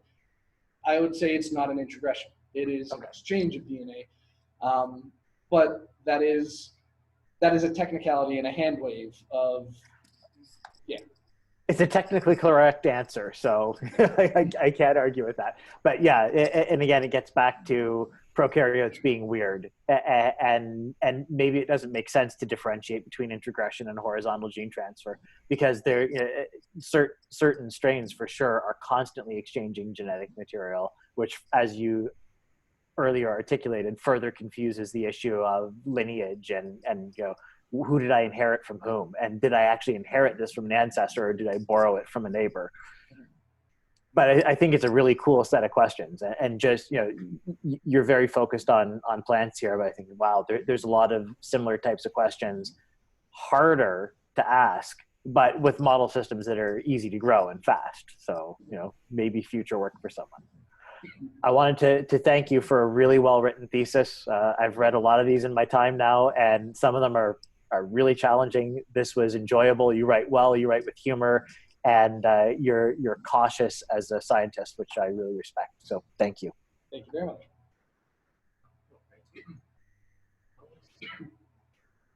Okay, so I don't have a lot more. Do you want to mention that plasmids are into chromosomes and bacteria? There are phage genomes, and there's also things like transcription and transduction, which they're not. But for a purpose of categorizing it as introgression or not, I would say if it does not integrate into the chromosomal, it is not an introgression. I think that's a nice answer. Yes. So I think some of the studies that have been done have restricted themselves to that, and looking at mosaic genes. Yeah. I think bacteria and prokaryotes are weird. They are the original organisms. Not weird, just different. I was wondering how you would say normal species definition. I don't think there is one. One thing I learned in doing all of this is that the very definition of a species doesn't work. The fact that hybrids exist defies it. There are definitions that work in a specific context, and they work very well for that. Even in an entire field, that context can work. But like a clear single definition of life, it depends on how you focus, and I'd say that there is no normal for it. There's the generally accepted, which is how it works for humans and other higher eukaryotes, but there are many exceptions. So. Even with plants, most of what found is a species often falls short. And you mentioned the rhabdopsis, key model organism, and that's one where I would expect to see if there's been some advances in looking at quantum regression. I would expect that. It looks like there aren't, at least like a lot of the references you've got are 2012, 2013. Any ideas why you're not seeing that? So introgression, they've identified it. They know when it happens, but generally speaking, it's identified well after the fact. Generations later, when they weren't controlling for it, they weren't looking for it, it is one that, like with the turkey, they find out afterwards exactly what has happened and how much is just a divergent evolution, how much is an impact from the introgression. You can't really parse it out. So while you can identify that, yes, an introgression happened, the impacts of it are clouded just in time. So the reason you don't find a lot of it is because it's not very focused on. While it is used in crops, the farmer doesn't look to back cross. The farmer looks at a trait. The farmer works almost entirely phenotypically. So for them, they haven't paid attention to it when it's taken and when it hasn't. So really looking at it is something that OECRX is almost a unique situation where it was done on purpose, specifically to have happened to exploit this mechanism. So it opens the door that, well, OECRX is potentially the first. I guarantee it's probably not the only one. The reason we're starting to find it more is because we're analyzing it more and more. With 2012, 2013, as like Roger mentioned, there's the 1,000 that took years of sequencing, and releases were made all along the way. So I suspect that had an impact on that focus of the 2012, 2013. So if people were back crossing now, how long do you think it would take for the rhabdopsis to get some data? OECRX they took to the 10th generation, with that they wanted to make very sure that it was phase-less, that it works for everything you needed. But as soon as you get to a 3rd generation, in theory, that has hybridized, it has back costs. As soon as you back cost it a 2nd time, you have an interest species. You should be able to work at that to some extent. There are questions about stability of the genome at 3rd generation that I am not a breeder. I don't know what standard practice is for that. That they might correct my statement, but I would assume it could happen in 5 years. You could get a known introduction that specifically to study.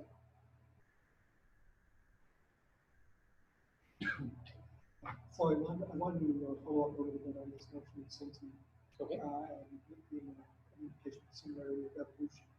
If you think about it, some of the sentient regions that existed, some of them have been around for 500 million years. Is 500 million years similar evolution?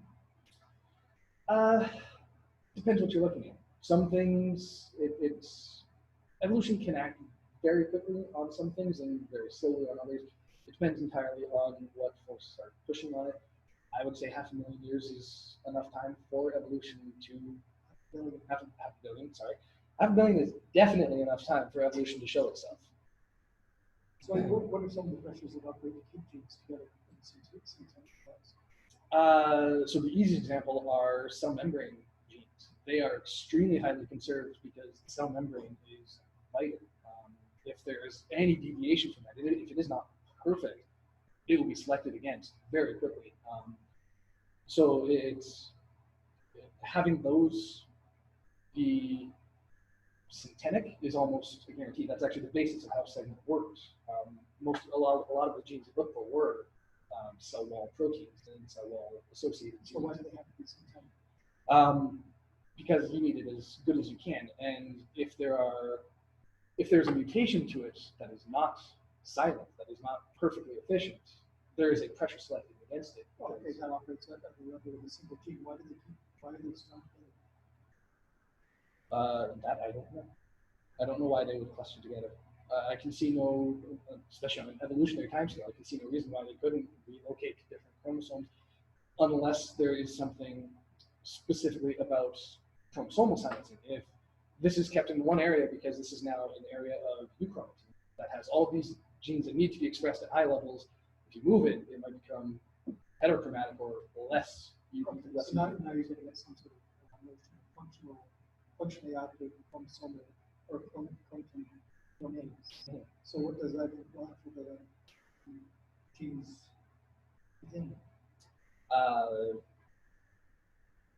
That they would all be under a shared regulation structure of some sort. Right. I noticed the other day when I was looking through the mouse genome marking,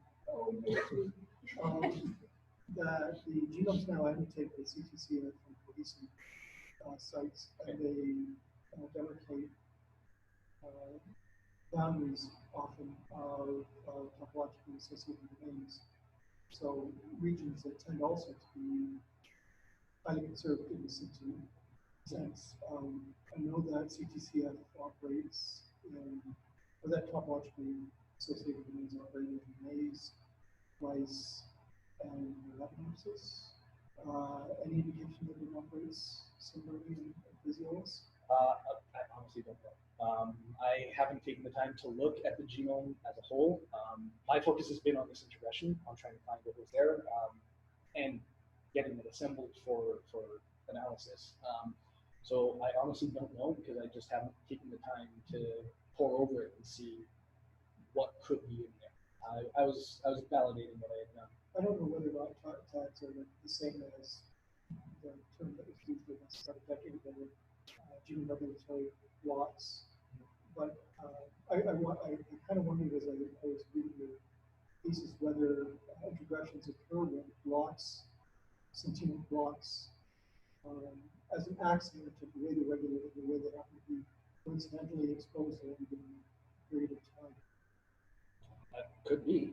It could make it would it could fit very well for a lot of for integration that are when it's interesting something that is expression, something that is expressed. Sorry, a trait like the CVB uses something that requires expression.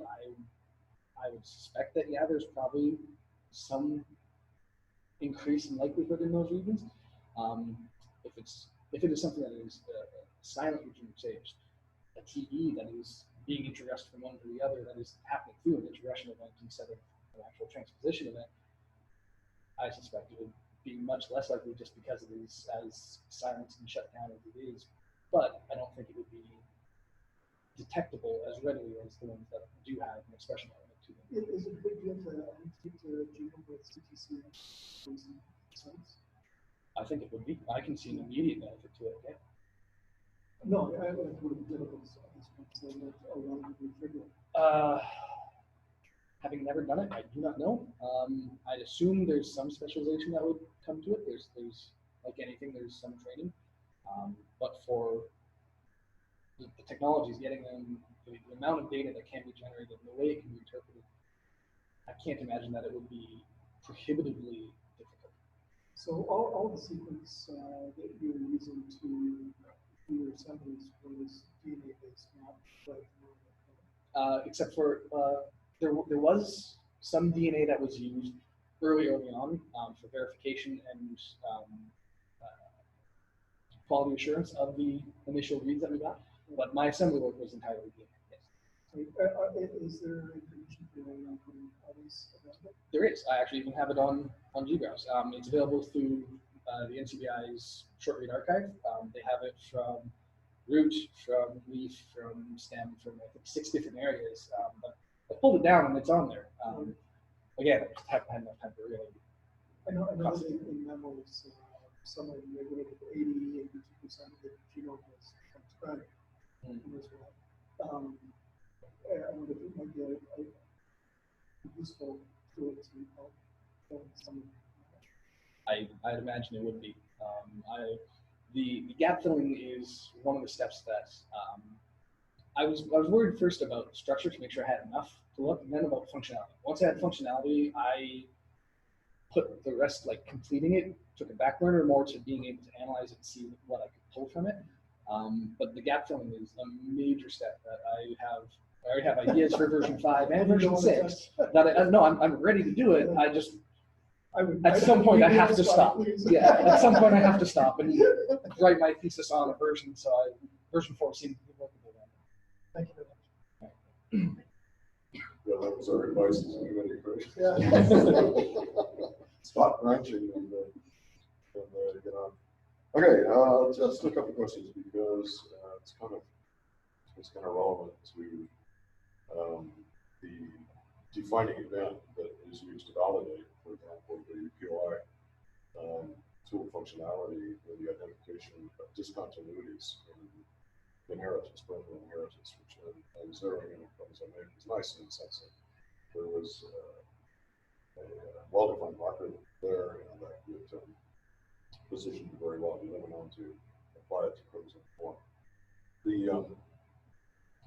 The phenotype here of CPB is central from the point of view of connecting function to that aspect of the genomic analysis that you were interested in, that was identifying POIs. So CPB infection, in fact, you had a eyeglass color right up in the office. No eye color right up. So we've all seen this. So what's going on here? So this is, you've identified the active organism, and it's a bacterial bite. And not from the point of view of what's going on with respect to necrosis or whatever. But what are some of the molecular and targeted aiming to recognition? What's the molecular recognition sequence that leads to this kind of a response in the plant to the presence of bacteria? What's going on here? I honestly don't know. Well, so I let me zero in on you a little bit. Yeah, you do know, actually, I think you do. So So plants are able to sense the presence of bacteria. Yes.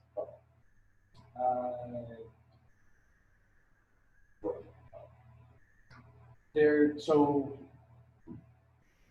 there will be some, once the bacteria takes hold, it will have either a surface marker or it will generate some protein. It will have something that can be recognized by class of compounds whose name I forget that are early response. You got pathogens, right? Pathogen associated molecular patterns. Okay, so molecules that are unique to pathogen and the plant has the capacity to sense it. In a mutated plant that cannot sense the pathogen, what happens?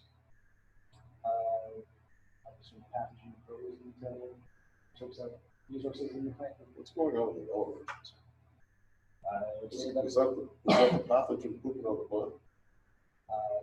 honestly, I don't know, but I would expect that's what it is. The brown regions where the plant is reactive, and the areas where That's the fibrosis, bacteria has moved on. What's going on here is the plant is isolating the pathogen by, in a developmentally directed way, killing the plant cells in the region that the pathogen is being sensed. Okay. So it's a kind of, oh my God, my finger's infected and I can make my arm drop off. But because you're a unit organ, a creature like a plant, you just don't know. Okay. So back to the point, if the plant cannot sense or loses the capacity to sense the presence of pathogen, right, now let's just assume it's one of these weird pathogens that doesn't kill the plant cell, but actually hijacks it metabolically for its own purposes. What's the phenotype of the plant that cannot sense the presence of the pathogen? Do you see these marks? No. Right. Now back to Niemann-Pick. What happened to the Niemann-Pick gene? It got split. And it's presumably inactivated. Yeah. This is the thesis it says. Yeah. So it's got to be true. Yep. So that kind of a plant would then symptomatically, upon exposure to Exopodia, what would be the phenotype? It would show up. Which a dumb farmer would call resistant. So, you know, the point here is that the phenotype that's being looked at actually is biased toward, particular phenotype, biased toward an inactivation of some genetic capacity in this particular case. Probably the pathogen is having a great time dipping its straw into the plant cells and doing its thing. But because the plant is asymptomatic and there's no necrosis, it's not killing itself, to isolate the pathogen, then it carries on happily, including carries on photosynthesis. So even in farms, right? So the Niemann-Pick gene is maybe a little bit more explicit on exactly what the spices on the thing is doing. Nobody knows, but yeah.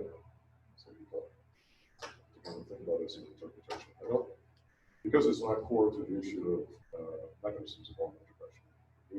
That makes a lot of sense, right? If we're inactivating something. Right? Yeah, because a whole lot of so-called resistant varieties, in fact, are exactly that. Right? And it's a little bit different for fungal infections, but yeah, so think of the Irish potato family, right? If you can't recognize the pathogen, you can't mount a defense, and particularly because the pathogen kills the pathogen. So that's a little bit different. Okay.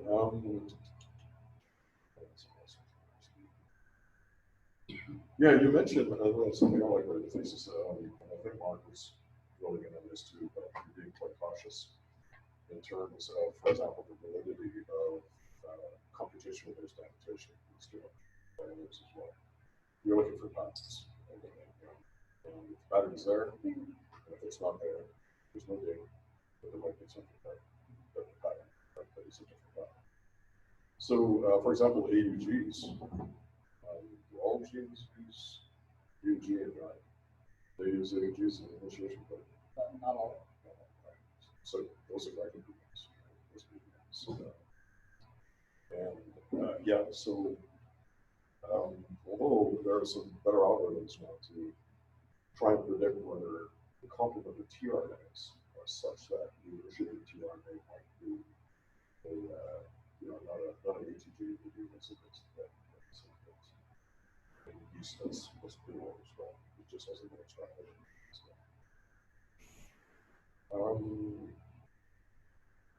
For your committee, how come there's no epigenetic data for physiologists? My understanding of it is we brought it up and proposed that.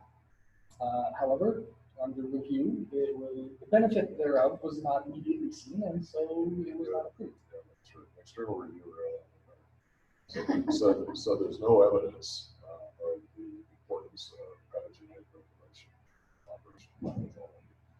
Which, yeah. Because no one's seen it before, we should Right. go for it. But that's right. So, but from the point of view, if you were, let's say just sequencing, to complement the data set that you have, which you do just as a first round. Straight up myself. That's all, right? Yeah. And it Although was, the new Union can actually guess at that. yeah, that's where I was going to go. Are there other technologies that can detect data? Right, not methylated. Yeah. So there's a real opportunity, right? This just takes one. On page 37, I just want to know, it's kind of an online question I want to ask further about. I asked it previously in the context of the algorithm finding two statistically identical, right? And whether some algorithms discarding some simply putting a hole in them to bring them back into the larger assembly. But at the bottom of page 37, you're talking about your reads are discarded because they're probably trimmed to 80% or less of their original length. Okay. Those algorithms presumably have been modified for long read technology. Some of them. In that one, that would be when we were feeding it to RAID, it requires the minimum alignment for them to match the configs is a read of 40 for the inside one. If it's less than that, it's questionable. RAID puts it into a second category, and it does everything else first, and then we'll use these supplementary. So for that RAID configure, there is a long read version of it. I've not played with it. I've not toyed with it. I don't know how different it would be. I would assume the basic algorithmic approach would be essentially the same. However, one of the problems with long read data is, as Mike pointed out, the quality is dismal. On thread scores measure of it, they go generally from 0 to potentially infinite. At a thread score of 28, you're at 95% likelihood of it being accurate. Some of the long read data has a thread score of 1. For 10s, 20 nucleotides in a row, it's 1, 1, 1, 1, 1, 1, 1, 1, 1, 2, then back to 1. Sometimes it's up in the 30s, but it can be abysmal. And so trimming it and error correcting is its own beast, and there are entire algorithms dedicated to just trying to fix it. Great. You really strike the wire that I wanted to fix. And that was in this issue where you had long stretches of low quality that would be trimmed, right? What's the average thread length for, or the average read length for these days? Depending from the handheld. The handheld is up to 25,000. Up to, okay. Is on average. Distribution. That's where the median. Median is 12, 13,000. Okay. Well, 13,000, and you have potentially long stretches of long thread score. Yep. And you can trim those, and if you apply this pyramid algorithm, you might be discarding a lot of signals. Yeah, right. Which is why trimming is something you need to short reads on. Right. Okay. Because short reads are much higher quality. I think the lowest that I got was 26. Okay. Assuming an external examiner is also reviewing the questions. Did you have any questions, Dr. Daly? Any more? Has he gone to the reason? All good. Okay. Okay, I'll ask the candidates and the guests to